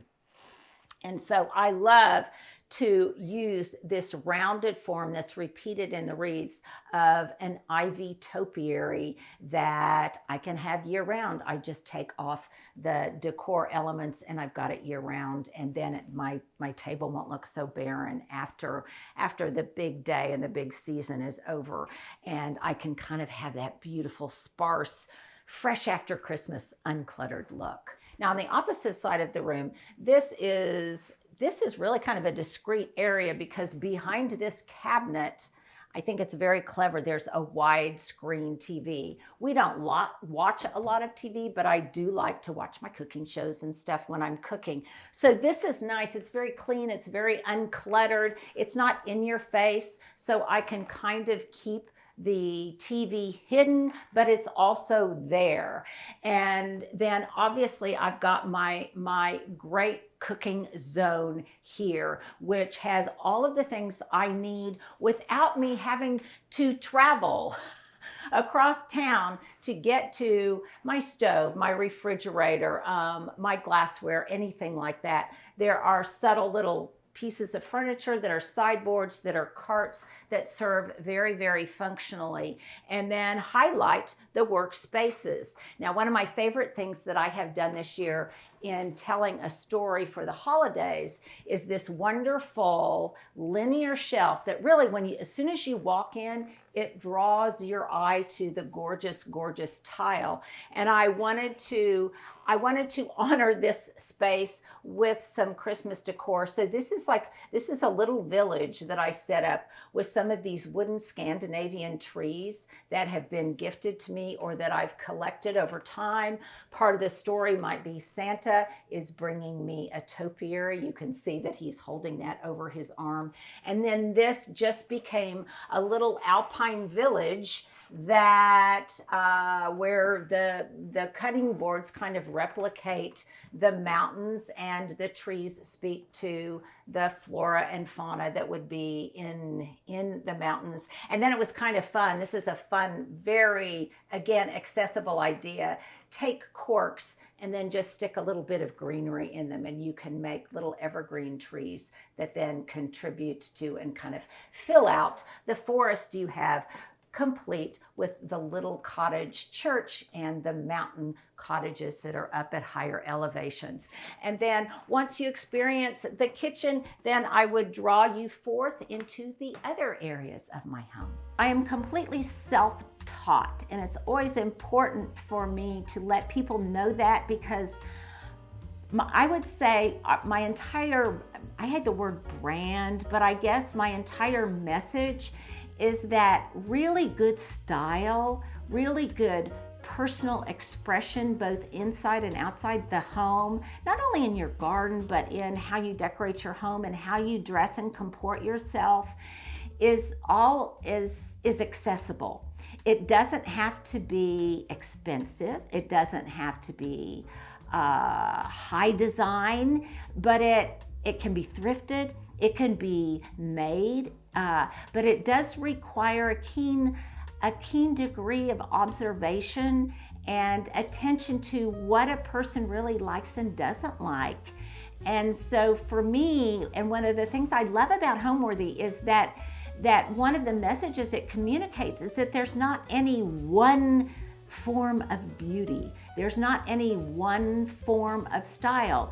There are multiple right answers, but there are certain design principles that help you convey and communicate that beauty that's very personal, which is kind of a long-winded way to say that for me it's been a journey. I actually have an MBA. I was in the business world for a pretty long period of time. I was an educational marketing consultant. I traveled around the country. I didn't get married and start a family until I was in my 30s. And so my work life had rather an abrupt transition. And so I guess I like to think of myself as kind of a transitionista that tries to, as I transition, do it with style and grace while making a lot of mistakes along the way. So when I got off of kind of the workplace treadmill of the business world, traveling a lot, I was able to express the domestic side of me, which had always fascinated me. I've always loved plants. I had always loved nesting and beautifying my surroundings. And I think then I had the luxury of time to express that, and I needed a creative energy. I needed a creative platform to do that. And so I loved the word chatelaine. And so I would just, I guess, pretend like I was the chatelaine of my own home. I was creating beauty and creating a certain kind of domicile that appealed to me, and that also was good and healthy for my family, and in a way where I could still channel things that are really important to me: education and reading and language and communication. And so I just started out by gardening, and the more I gardened, the more people would ask me to help them. So then I started consulting, and the more I consulted, the more I was asked to do things like a local TV segment and contribute to neighborhood and city and state events, and my talents in that regard. I had always done public speaking in my former career, so that was something that I started doing. If I could give advice to anyone who might be wanting to do the same thing, is just say yes to everything. And over time, your platforms change. When I started doing this, it was all about TV and things, and now it's about YouTube and streaming and podcasts.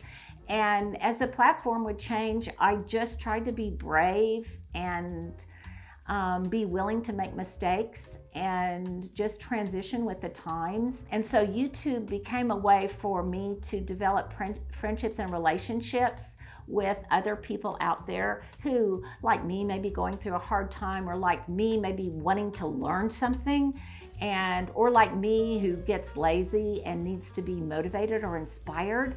And so it just turned out to just be unexpectedly just a wonderful way for me to connect with people, because I really feel very strongly right now that the world needs more community and more relationship and more understanding in this. And this gave me, I sound like an evangelist and I apologize, but it made me really be able to talk about things and walk the talk about establishing relationships and things. So it progressed over time. Every year something new happens. I never know what's going to happen next.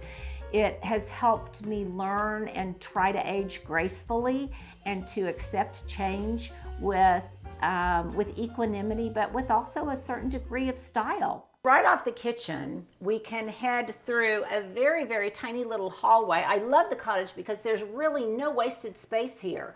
There's no long unused hallways or expanses of space. And I also like the practicality of this, because once you get to be a certain age, you really like the fact that the kitchen is not at all far from the primary bedroom and bath. So just a matter of steps from getting out of bed in the morning to my morning coffee, and then I'm in my bedroom.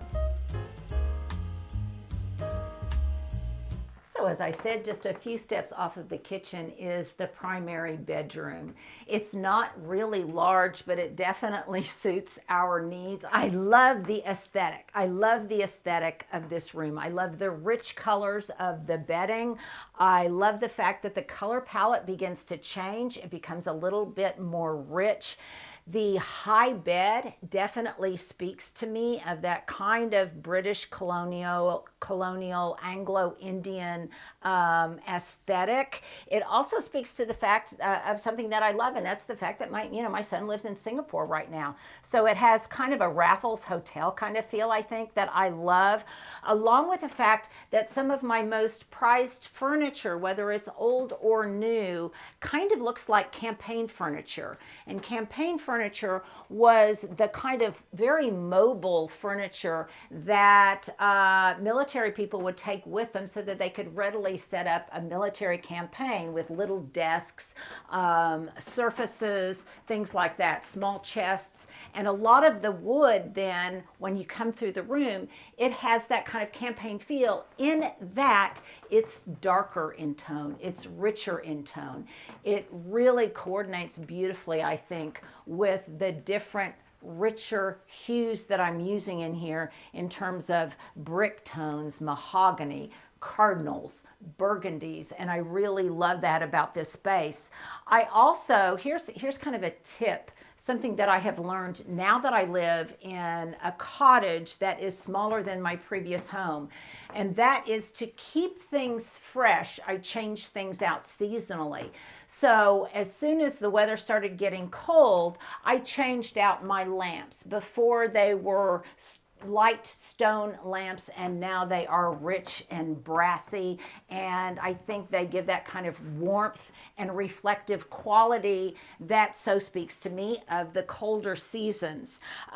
Something that in this room, I've really got some things that are meaningful and sentimental to me. So the bench that's here at the foot of the bed, this was a Mother's Day gift. It used to be an old beaten up rug that had a hole in it, but I loved the colors of it.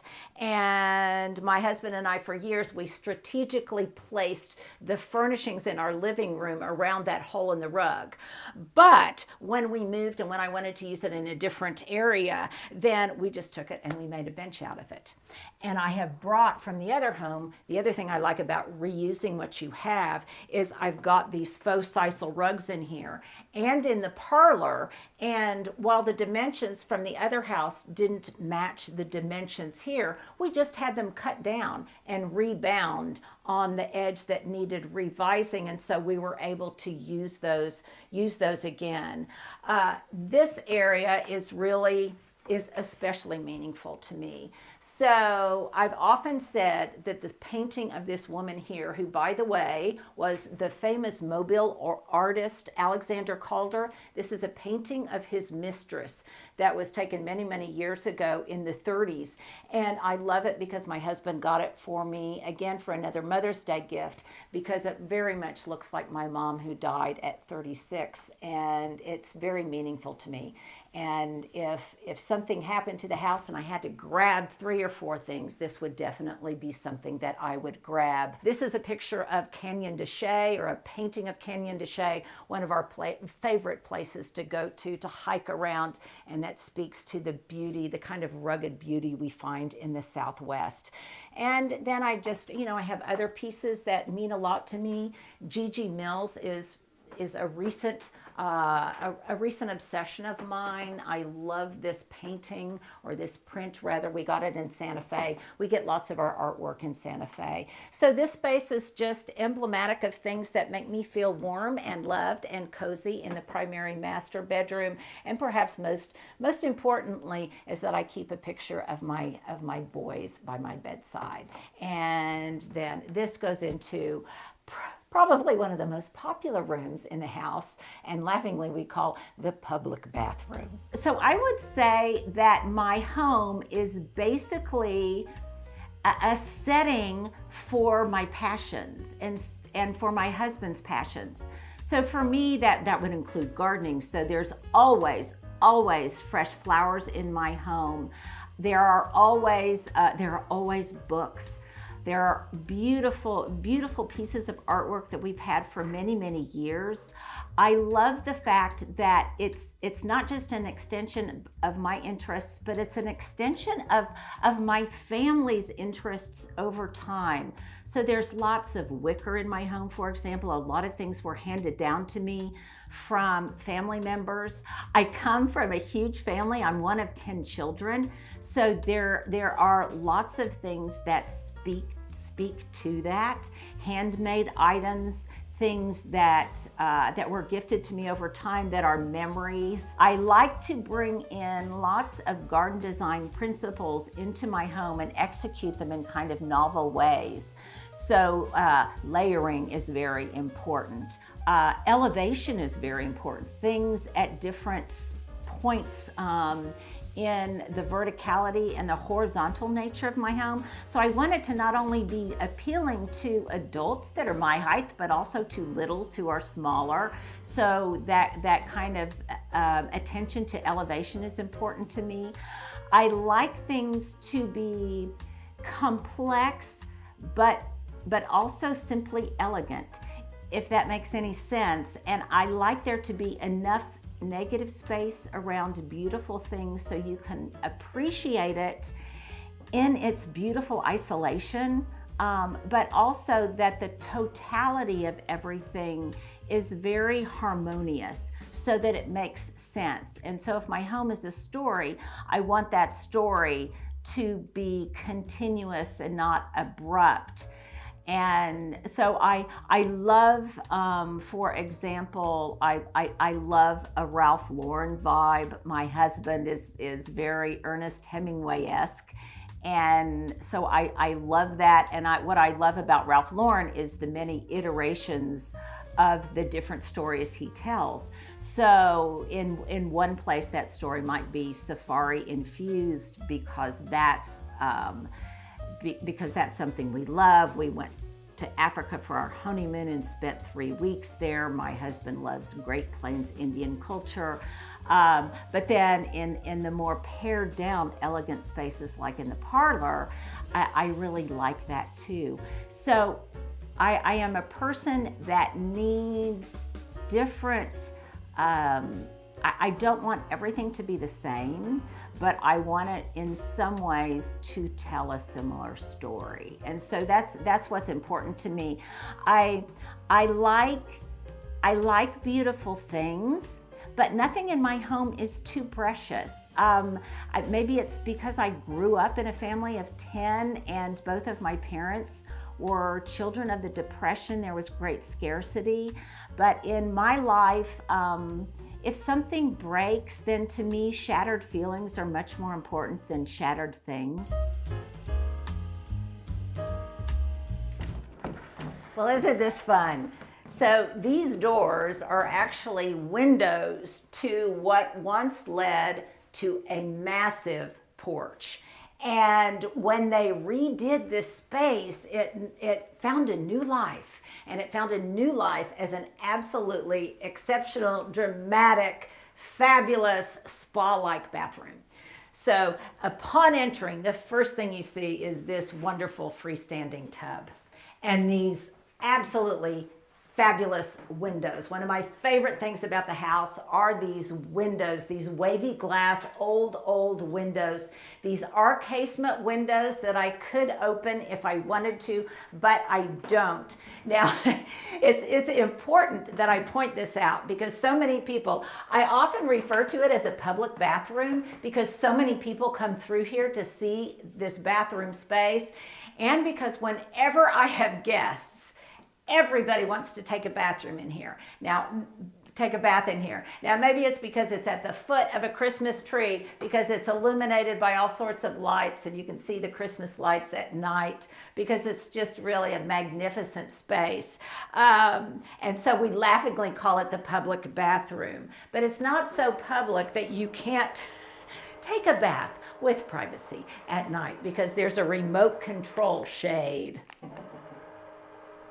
So indeed, at night, you can light the candles, you can take a luxurious bath, and to make that happen over here, underneath this absolutely spectacular gallery wall of photographs that were taken by a very, very dear friend of mine, of botanicals from around the world, again, kind of garden-inspired living.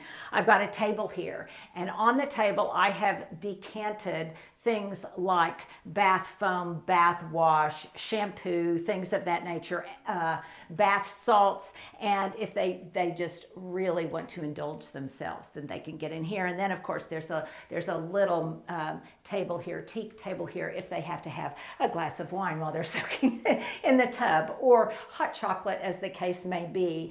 When we hung the gallery wall, every measure was taken to protect them from, any steam from the shower, any humidity. They are under glass, they are of archival quality, and they are so meaningful to me, again, because they relate to the garden, but also to my deep and enduring friendship with my friends. I like the fact that it has almost not only a Singaporean quality, but kind of a Bali vibe. My kids and I, after they got married, and my husband, we all went to Bali. And so I took a lot of touches. I stole a lot of touches from the places we stayed in Bali, down to things like the orchids in all of the rooms. And I just love that. I love the language that communicates.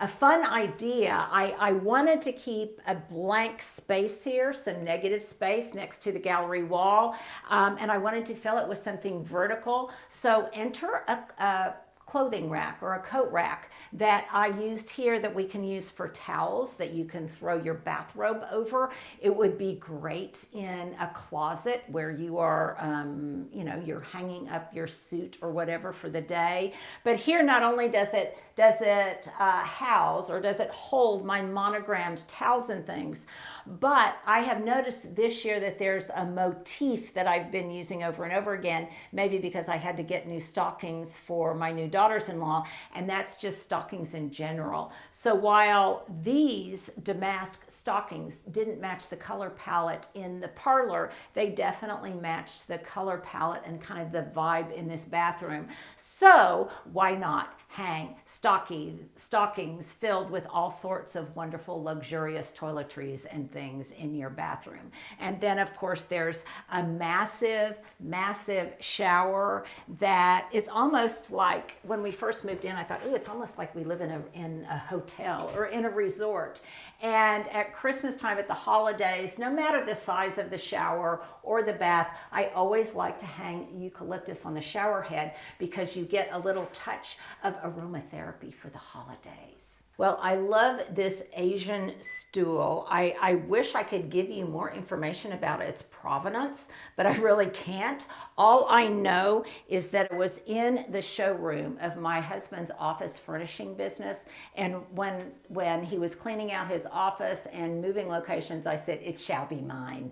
And it fits in, I think, perfectly with this kind of Balinese vibe that we've got going in here. And I also love the colors of the rug. Very, very rich, and it speaks to both the burgundy tonal qualities that I've got going in this part of the house, but also the lighter blues and things that are in the other parts of the house. I actually got this on eBay. So when we first moved into the cottage, it was like rug roulette. Okay, what rug do I want to wear and what will most beautifully enhance and kind of synergize the message of what I'm trying to do? So I love it. I love this bathroom. I envision maybe having parties in here with some of my girlfriends where we get manicures, we get a massage, we drink bubbly. I just think it would be really, really fun, and I guess that's why we call it the public bathroom. But now I think I need to maybe take you to a less intimate space. So next, why don't we go into my office?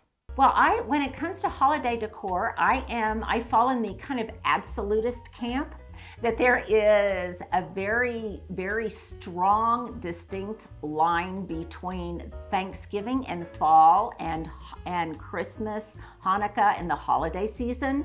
So I really don't like the overlap of them. I really like I love both of them in such different ways that I want each of those holidays and those seasons to have their own integrity, if you will. And so I am someone that does not start my holiday decorating until after Thanksgiving. Now, do I start my holiday planning in advance? Oh yes, I keep an inspiration board in my office where I have kind of a mood board of how I want to express the holidays in that year.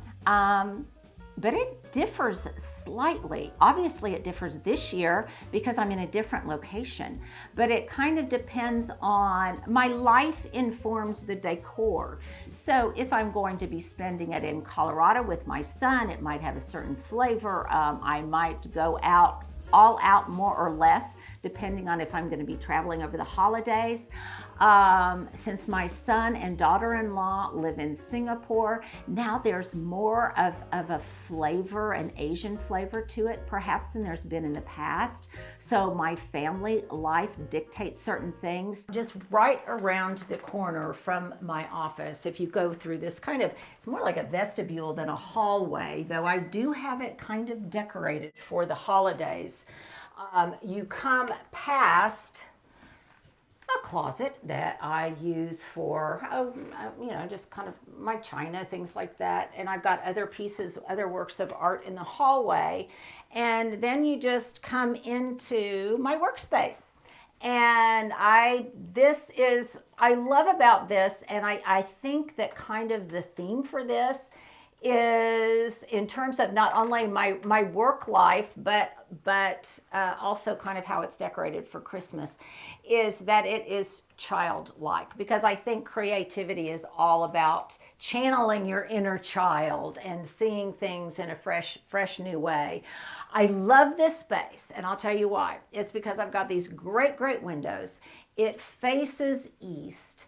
I love the light coming through here, but mostly I love sitting here in my office, and I can hear in the morning and I can see the little kiddos in my neighborhood walking to school and coming home from school with their parents or on their bikes. It's so much fun. There's a great public school just down the street from me.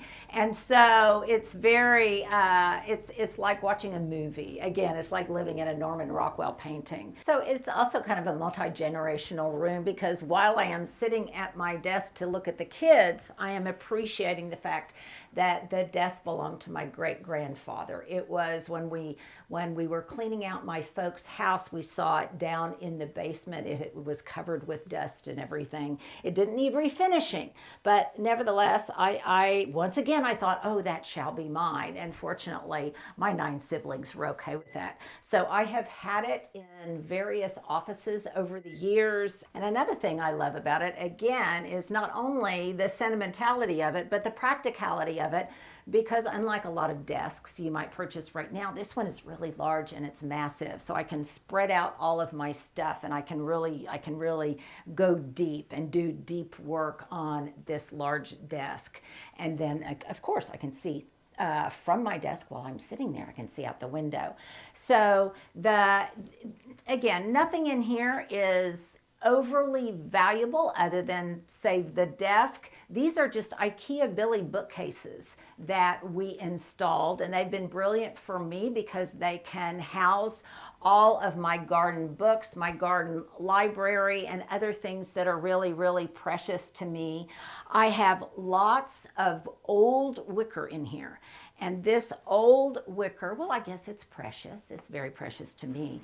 It belonged to my mom, and it consists of pretty much 3 pieces. I've got this very long, I guess you would call it maybe a sofa table that belonged, it was in the sunroom at my growing up house. And I love it because this is where I can put some of my prized topiaries. Right now, I wouldn't be a gardener if I didn't have lots of amaryllis bulbs getting ready to go into bloom.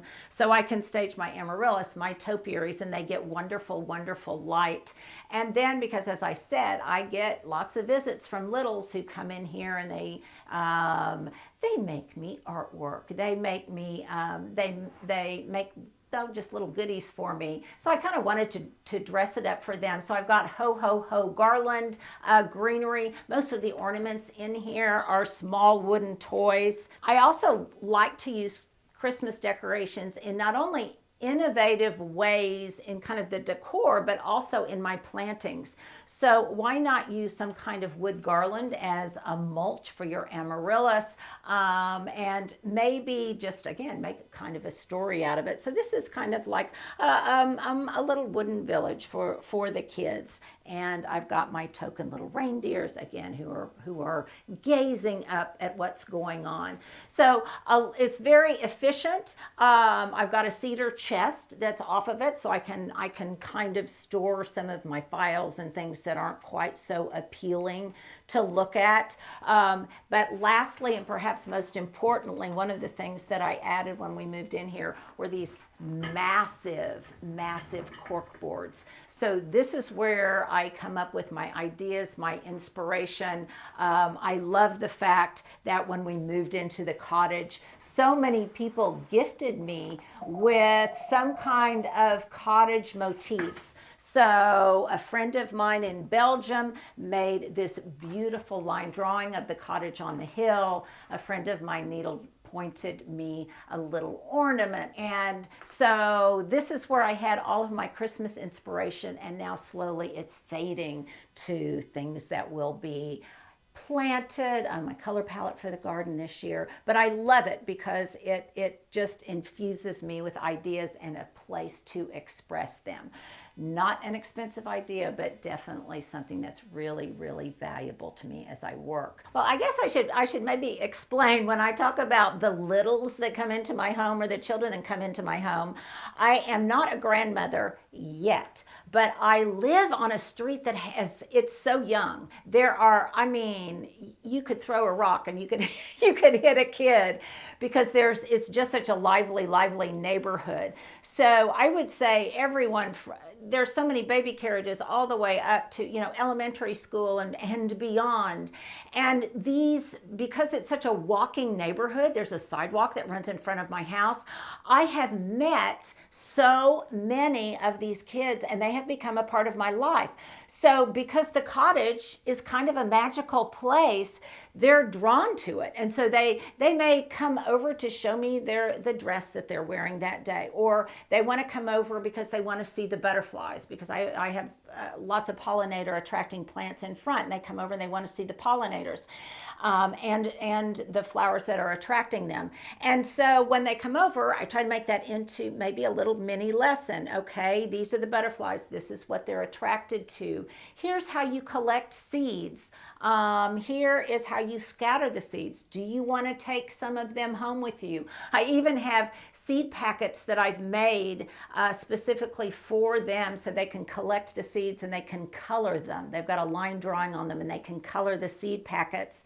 And so I'm just so fortunate that my neighbors have these kids that they are willing to share with me that enrich my life. And then my dear friend who lives in the neighborhood, one of the reasons I moved here, her grandchildren live on my street. So they come by and they shout at me and they call me Miss Linda, and they are they're here as often as any adults, and they come over and they just knock on the cottage door. And so when they come to visit the cottage, I just want to have things that delight them. And I think about that as I'm decorating my house, both for the holidays and beyond. And then in turn, they do sweet things for me.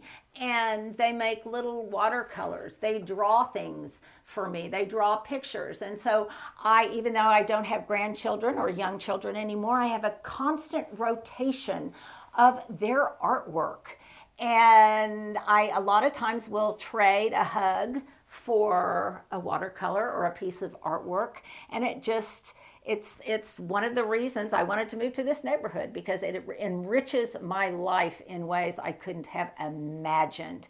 And a richer life is a better life. So now let's move on to the great room. Yeah, I think what gives a home a soul is the nature of the personalities, the people, the interests, the lives of the people that go in and out of it, and that energize the space.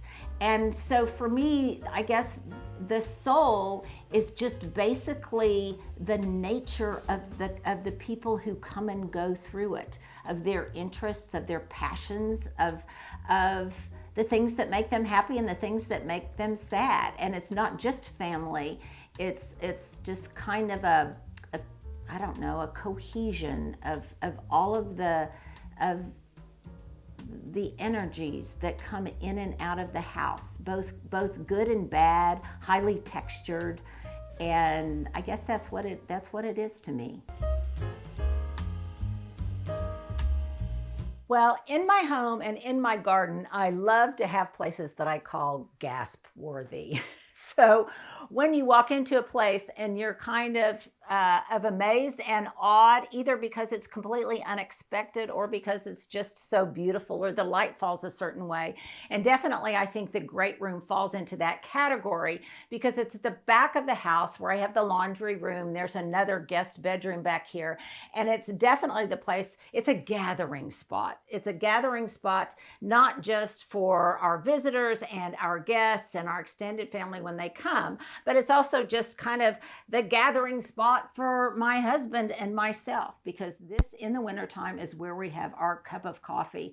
Now, when we moved to the cottage, I had a number of must-haves on my list, and one of those must-haves was a wood-burning fireplace, because to me, it's some of the best money you can ever spend is to have a wood-burning fireplace. Great secrets are told around a fireplace, whether it's inside or outside. And I just think it's eminently romantic, and it's romantic in a way that I think the rest of the room is romantic. This is very much a Ralph Lauren, Ernest Hemingway kind of vibe. My husband is into anthropology and archaeology. We travel a lot. It speaks to our passions.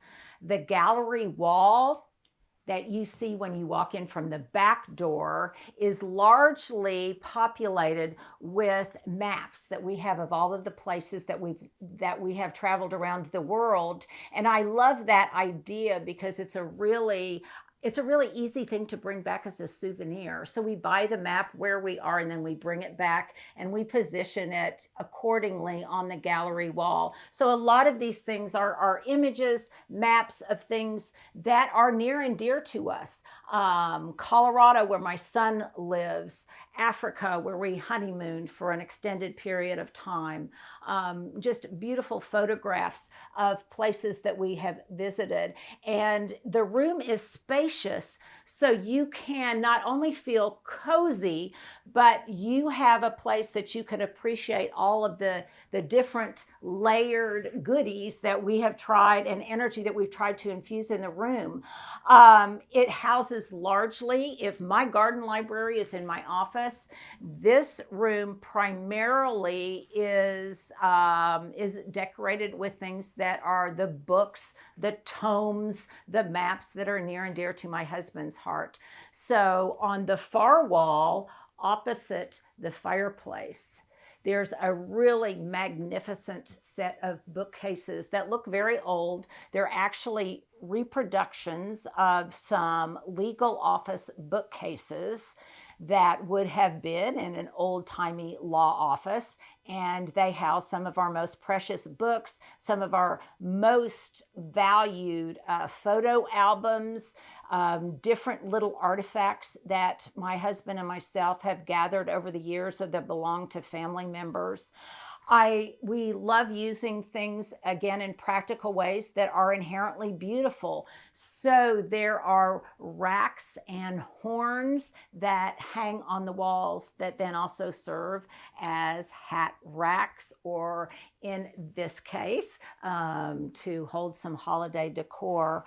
One of the few changes we made when we moved to the cottage in terms of kind of a structural component, this had a very large kind of 50s vintage plate glass window that to us in no way communicated the vintage of the house, nor did it communicate the indoor-outdoor life that we like to lead.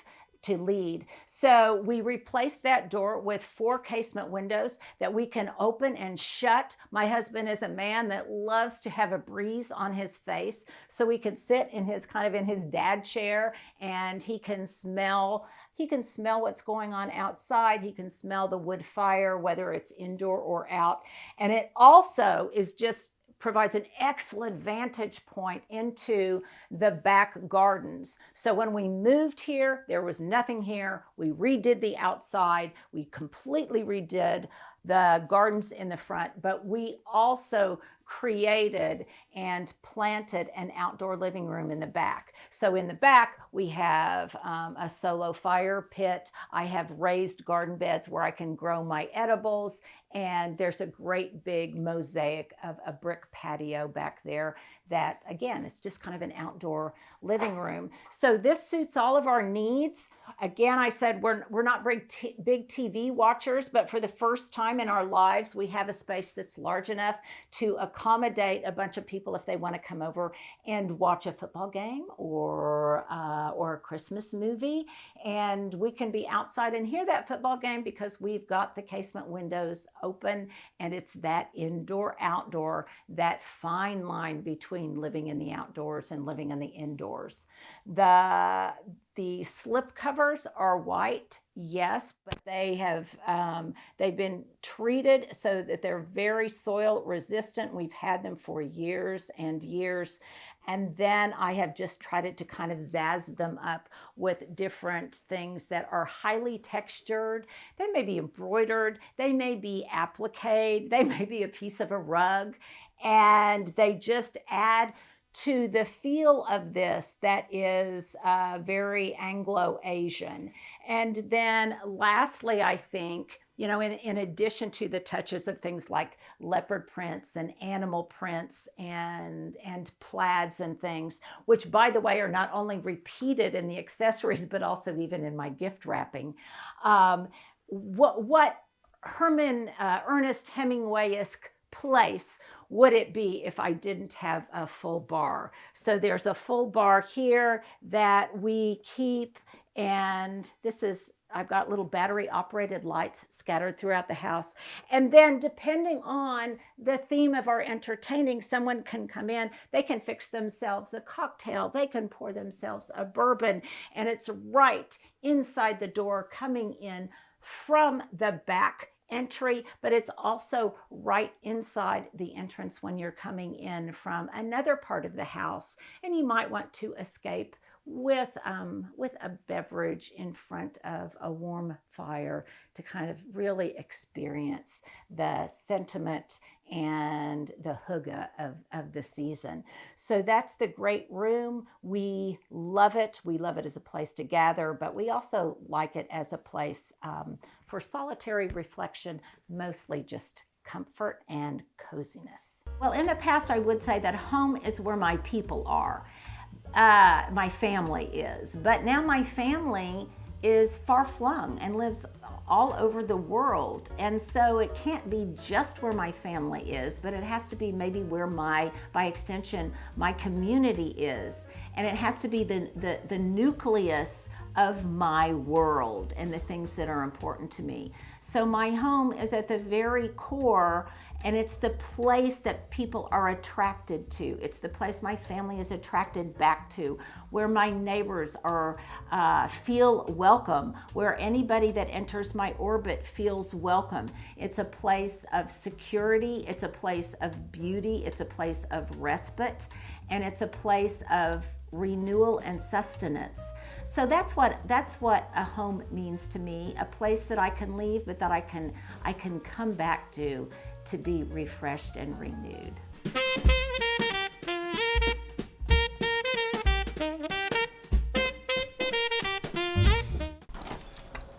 Hey Homeworthy, I'm Anne. Welcome to my little cottage in Richmond, Virginia.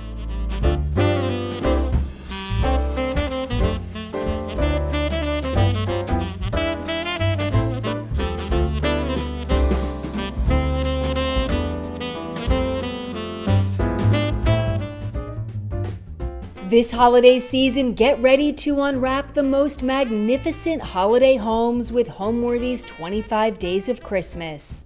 For the month of December, we'll take you inside the most heartwarming houses, decked out for the holidays in true festive fashion. From twinkling lights and elegantly trimmed trees to sparkling ornaments and cozy holiday charm, these homes capture the warmth, wonder, and beauty that make this season so special. So join us as Homeworthy celebrates 25 Days of Christmas. The magic starts now. Raise your glass. Cheers! Merry Christmas! Happy holidays! You're watching Homeworthy, where we believe every home has a story. My name is Anne Pulliam. I'm an interior designer, and we're here at my home in Richmond, Virginia. I grew up in Richmond and moved away to Washington, D.C. for about 12 years. And then we had our second baby and wanted to move back to Richmond, where I'm from. And we spent a little over a year trying to find the perfect house. We wanted something that was old, that hadn't been touched yet, and still had all the character. And we were able to find this home perched up on a little hill in the city of Richmond. And the moment we walked in, I fell in love. What kind of drew me to this house the moment I fell in love with it is we opened the front door and I looked in the foyer, and there were random width heart of pine floors that were creaky and well-loved, and right then and there, even before we really set foot into the house, I was like, this is it. And then we stepped down into the living room and there's 10-foot tall ceilings and this charming fireplace and the plaster walls. I just knew it was the house.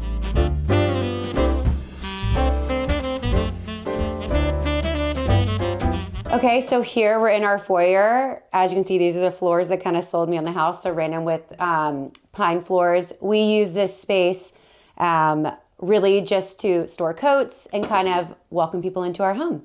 I also display this awesome photograph that I got from Bon Millen Gallery here in Richmond. She is a local art curator and owns this wonderful gallery, and this kind of sets the tone for our house, a little unexpected and fun. And then a couple other things to note of our foyer. I added some grass cloth on the ceiling to kind of add some interest to the space. And we have a really fun flush mount from Visual Comfort, but the grass cloth is kind of this like taupey tonal that adds a little warmth and texture. All right, and now we're gonna head into our little makeshift mudroom. So coming into this space, the previous owner used it as kind of a sitting area, but because I have 2 young children, we needed a mudroom. And since we don't have a lot of closet space in this old home, we have decided to use this space for that. So we anchored this room with this old sideboard that I got from an antiques shop here in Richmond. And I've got this awesome, fun, colorful Bunny Williams lamp. And then what anchors this whole space is this mirror that was my great-grandmother's that I love so dearly. It's very special to me. And then again, my friend Britt with Gilded Lily decided to add this kind of fun swag over the mirror to add just a little greenery and something a little fun for this space. And I've also got these 2 portraits of my kids that I love dearly. They're from an artist based in Atlanta, Sarah Beth, I believe is her name. And they're these really fun collages and kind of captured this special age that I loved so much. To add a little bit more decoration from our sideboard, I've got these white ceramic Christmas trees from Target. I love a little high-low. And then I have these hand-blown candlestick holders. I've got a couple in my dining room as well. They're from a boutique little store in DC called The Gathered Line, and she makes these really beautiful hand-blown pieces that I love. On the opposite wall, you can see our makeshift mudroom. We have added hooks where we keep a lot of the coats, and there's a basket for kids' shoes and a bench for everyone to, the crazy of school mornings. This is where we get everyone ready and put on their shoes. And then I've got this awesome bulletin board. This used to be an exterior door that the previous owner closed up, and there was just a window AC unit that they ended up taking out. And so this just had some beadboard here, and I ended up adding just bulletin board because we wanted a space to display kid art. And this time of year, this is where we display all of our Christmas cards and some of our kids' Christmas art from years past. We haven't done anything structural to the house yet. We will one day. But for this phase of life with kids running around and then being destructive, all we've done is brought in antiques, family antiques I've collected over time, and we just put up a ton of art and brought in some colorful pieces. So the goal was to bring character into this house. I've been collecting art for a very long time, collecting art that I didn't necessarily have a place for, and this house has kind of given us that opportunity to showcase a lot of our art and recover a bunch of antiques that we've had and pieces of furniture that I've collected along the way. So it's kind of just a smattering of items that had been in my inventory, and I gave them a lot of love with some beautiful fabrics. All right, and now we're gonna head into my teeny tiny little kitchen. Follow me.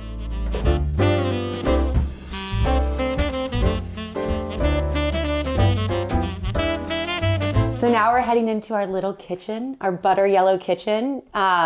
This kitchen was like this when we moved in, and we have not touched it because we have plans to kind of expand in the future. But it's quirky and charming, and it kind of sets a tone for this house as well. The cabinets were like this beautiful butter yellow, which is so unexpected and fun. I would have never picked it, but it's one of my favorite things about the home.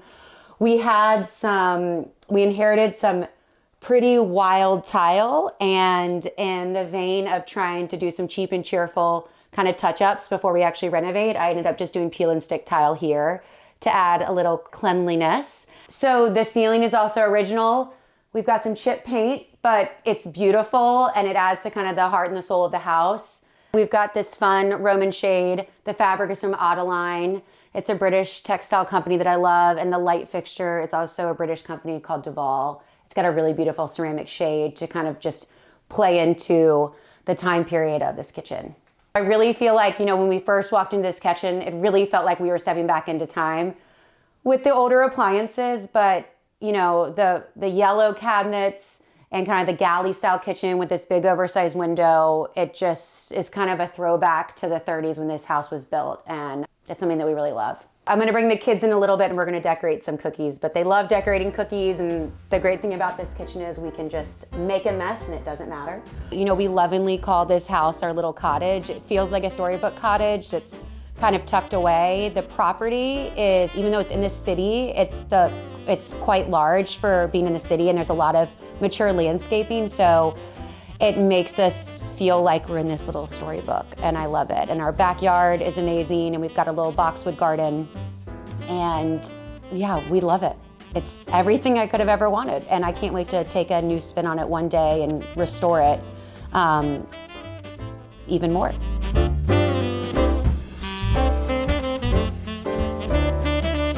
Okay, so heading into our dining room. This is the room that we spend a ton of time in. It's right off the kitchen and the living room.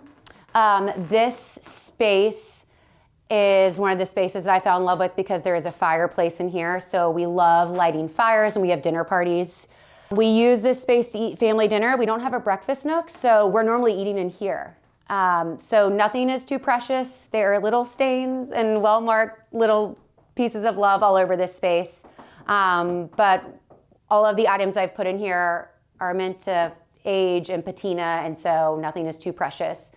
My favorite part of this space is this 18th century Swedish cabinet with the original paint. I got it from a shop in DC called Marcin Luce. It's no longer around, but I love it. We use it as our bar, so I've got liquor and glassware and all of our party supplies kind of tucked into here, which I love. This piece was my grandmother's, and these baskets I kind of have scattered throughout our house. We don't have a ton of storage, so this basket, for example, has firewood and little knickknacks that we use for outside. As you can probably tell, we have a lot of art in this home. I have been collecting art since the beginning of time. I find something, and if I love it, I get it, and I find a space for it later. This piece behind me is one piece that I actually had commissioned. One of my friends, Nancy Brown, is a photographer based in Richmond. She's super talented at really capturing kind of the essence of relationships and children. And she took this one of my youngest child and I, David, and then my friend who is also an artist here, a portrait artist, Lexi Van Silo. She did a pastel painting on this brown paper. So it's casual and fun, and it is just a really special kind of prized possession that we now have. And then moving into the other side of the dining room, this is kind of one of our favorite fixtures of this space. The fact that we're able to have a wood-burning fireplace in our dining room makes dinner parties really fun, and it's really helps set the mood with the ambient light. My friend Britt helped me do this garland above, and we added some fun bows. Something that was important to me was to not make our decor feel super Christmassy and a little unexpected, and I have a lot of color in this house. And so she came up with the idea of doing these different kind of like jewel tone ribbons that are velvet that I love. Above the fireplace is a photograph, another photograph from Bond Mill and Gallery here in Richmond. And this space opens up to our backyard, and I loved having kind of this photograph anchor this space to kind of mimic what's going on behind us. And then we've got our dining table right here. It's actually a marble tulip top table, but during the holidays, I like to add a tablecloth to make it feel a little more special. These dining chairs are from Loft Antiques based in Atlanta, and they are 19th century neoclassical Italian chairs that have been bleached with a fun chartreuse velvet. Again, you can see some of these candle holders, hand-blown candle holders and bud vases that I use as candle holders from the Gathered line. These are in the green color that I love. And behind us, you can see I've got a church pew that is from Monumental Church here in Richmond. And since our home is not very large and this dining room is not that big and our dining table is not that large and we love to entertain, it was important to me to have some kind of overflow seating for people when we have dinner parties. So what we normally do is we put, 3 couples at the dining table and 2 couples will sit on the church pew, and it acts as kind of like a little cocktail lounge, which we love. And sometimes when I've got other young families here and we're eating pizza, all the little kids will kind of pile in here, all their little booties. We can fit like 8 kids up here and they love it so much. And it's just a fun antique piece just to really anchor the space underneath this large window that opens up into our backyard. We've got some Fermoy drapery in here. Fermoy is one of my favorite textile companies based in the UK. They do really beautiful, bold colors and more geometric patterns. And I loved the contrast of that along with kind of our more traditional chairs and some of the other pieces in our home. And then kind of another focal point in this space besides the fireplace is this piece of art by Caroline Penny. She's an artist who is from Richmond but lives in Austin, Texas. And this was probably one of the first pieces of art that I bought during COVID when times got, a little dark and I needed something to bring me joy. So I found this piece and I absolutely love it. It's got all of our colors and it's flanked in between 2 verdigris antique sconces from Paris that my old boss, the old firm I used to work for, gave them to me as a gift and I forever treasure them. They've got candles in them that we light for dinner parties and we have special occasions and we absolutely love them. So I am a lighting scientist. I do not like recessed lights. I like ambient light. I like it to be really soft. So we added this contemporary light over the dining table. When I do have a dinner party, I dim it to its lowest point. We dim the picture light to its lowest point, and then I light all the candles. And we get some really soft lighting that we absolutely love. So these 2 pieces are the most recent pieces I've purchased for our home. They're by an artist named Leslie Swiegler. She paints silver and it may look like a photograph, but it's actually a painting. And I just love kind of like the throwback to the silver. And I feel like the way she's painted them on these boards, it feels somewhat contemporary and I really like that juxtaposition. So these are 2 pieces that I really treasure. So one thing about this house that we fell in love with were the random width hearted pine floors, but they are very well loved in a lot of places.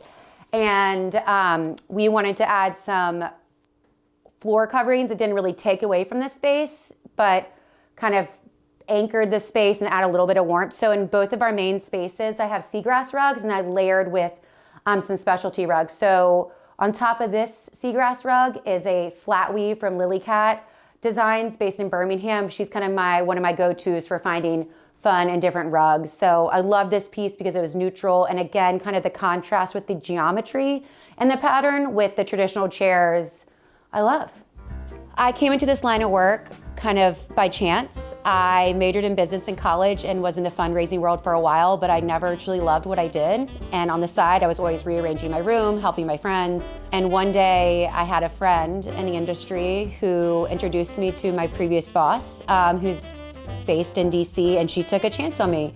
And I worked under her for 5 years, and then COVID happened and I ended up transitioning to start and launch my own business about 5 years ago. So I spend a lot of time up in DC with my clients, and then I've got a couple clients here as well. And a lot of what I do is related to interior design, is not only like furniture and art curation and wallpaper and textiles, but I also help a lot with renovations and new builds and with the construction selections process. So it just kind of depends on the scale and scope of each project, but my firm handles all of those.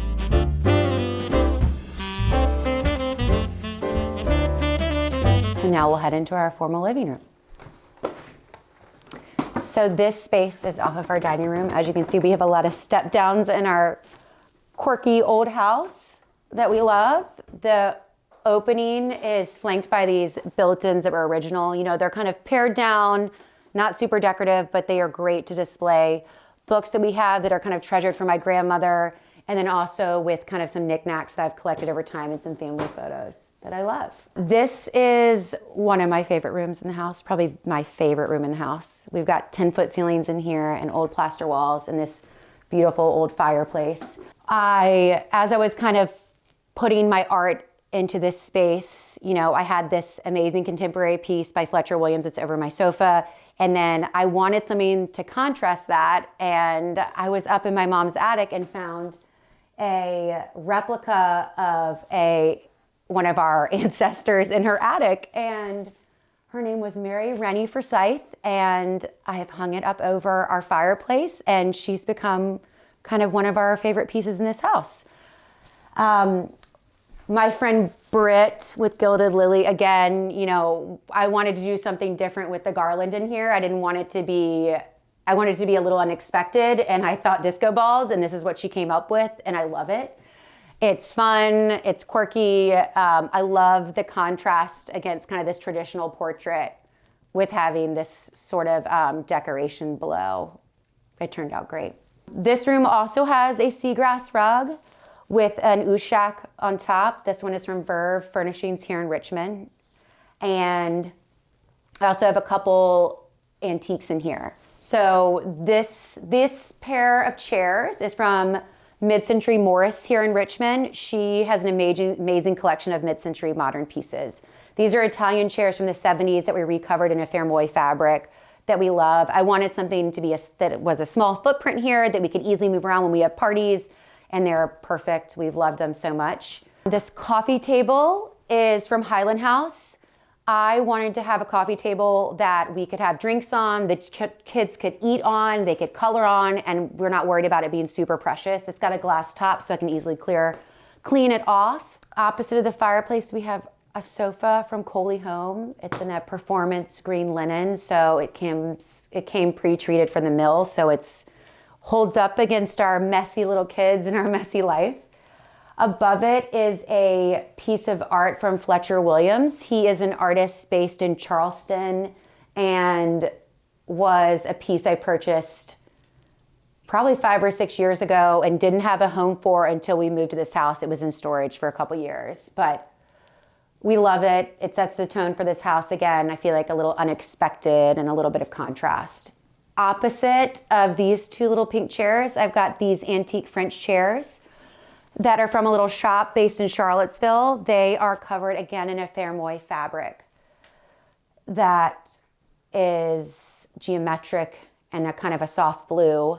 I have a little footstool tucked under here. This was actually my grandmother's footstool that I recovered, and it's in another Fermoy fabric. And funny little story, this footstool comes to every photo shoot I do for all of my client projects.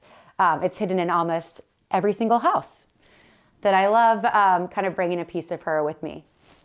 Behind the chairs is a sideboard. This was my great-grandparents' original dining table that we have folded down and use it as a sideboard. Normally we have a record player here. Right now, during the holidays, we have a really fun, beautiful hurricane from Soane that I love. I have a pair of them that we take them outside when we entertain. And then we also light them here. They normally are on top of the fireplace, but because we have all the garland over the holidays, it's living next to the tree. The Roman shade is in a jasper fabric. Again, it's kind of this like theme of contrast. The pattern is quite modern, the chevron, but the characters within it are like little mice and leaves and cornucopias and more traditional elements. So I love having that kind of woven throughout our home. And then next to us we have our tree, which is filled with a lot of ornaments that have seen better days, and we're slowly adding to our collection, but a lot of them are childhood ornaments that were mine when I was little and homemade ones from our kids, but I wouldn't have it any other way. I love it. And then I've got a couple photos of my kids mixed in here. I don't know if you can see this, but I ended up framing kind of the bloopers of my kids' formal portraits instead of the serious ones. So it's my son, this one's of my son looking like silly and kind of like, Mom, what are you doing? And my daughter looking a little mad. But this kind of like captures their little souls and their essences, and I treasure those and love them. I use this space every single day. This is where I have my coffee in the morning. I'm an early riser, so I wake up in the morning, make my cappuccino, and I come sit on the sofa and wake up before the kids and the chaos start. So this is kind of my like peaceful place. This time of year I've been lighting the Christmas tree in the morning, and it's been wonderful. We also use this space for entertaining and overflow from the dining room. And we let the kids come in here. Nothing is super precious. So in the evenings when my husband and I are having a cocktail, we let them color in here. You know, we have some little kids chairs that are normally here. They play all over this furniture. So we use every space in our home, and especially this one. My vision for this space was really to, keep blank kind of slate. So I wanted to keep the walls white. They came white and I decided to not add any color because I have so much color in my art and my furniture and textiles. So I wanted to almost feel like a gallery. You know, I have a lot of different vignettes of art. This one over the sofa, these three over here that I love. The holidays mean to me family and friends and happiness and joy and laughter. And, you know, especially this holiday, this is our second year in this house. I feel like I've had a chance to kind of put my stamp on it, and I got my friend Britt with Gilded Lily Designs to come in and help me kind of really showcase our fireplace mantles and do something kind of fun and funky. So I've loved being able to kind of build off of the initial design of the house and add kind of this holiday touch. It makes the house, I feel, seem even more whimsical and bring out the soul of it even more. So I started decorating. We got our tree right after Thanksgiving, and then my friend Britt came in yesterday, and we did a whole day of decorating, which was really fun. We were blasting Christmas music and setting up all day. So I've got a basement that is very old and creaky, but I store everything down there. It's kind of like my party closet down there. You know, we have a lot of family traditions related to the holidays, specifically decorating the Christmas tree. We always get it the Saturday after Thanksgiving. We go and pick it out as a family, and then we come back and, you know, my husband and I fight a little bit about trying to get it up and making sure it's straight, and then we normally, you know, make a fire and all decorate the Christmas tree together as a family. Okay, now we're gonna head up to my kids' rooms.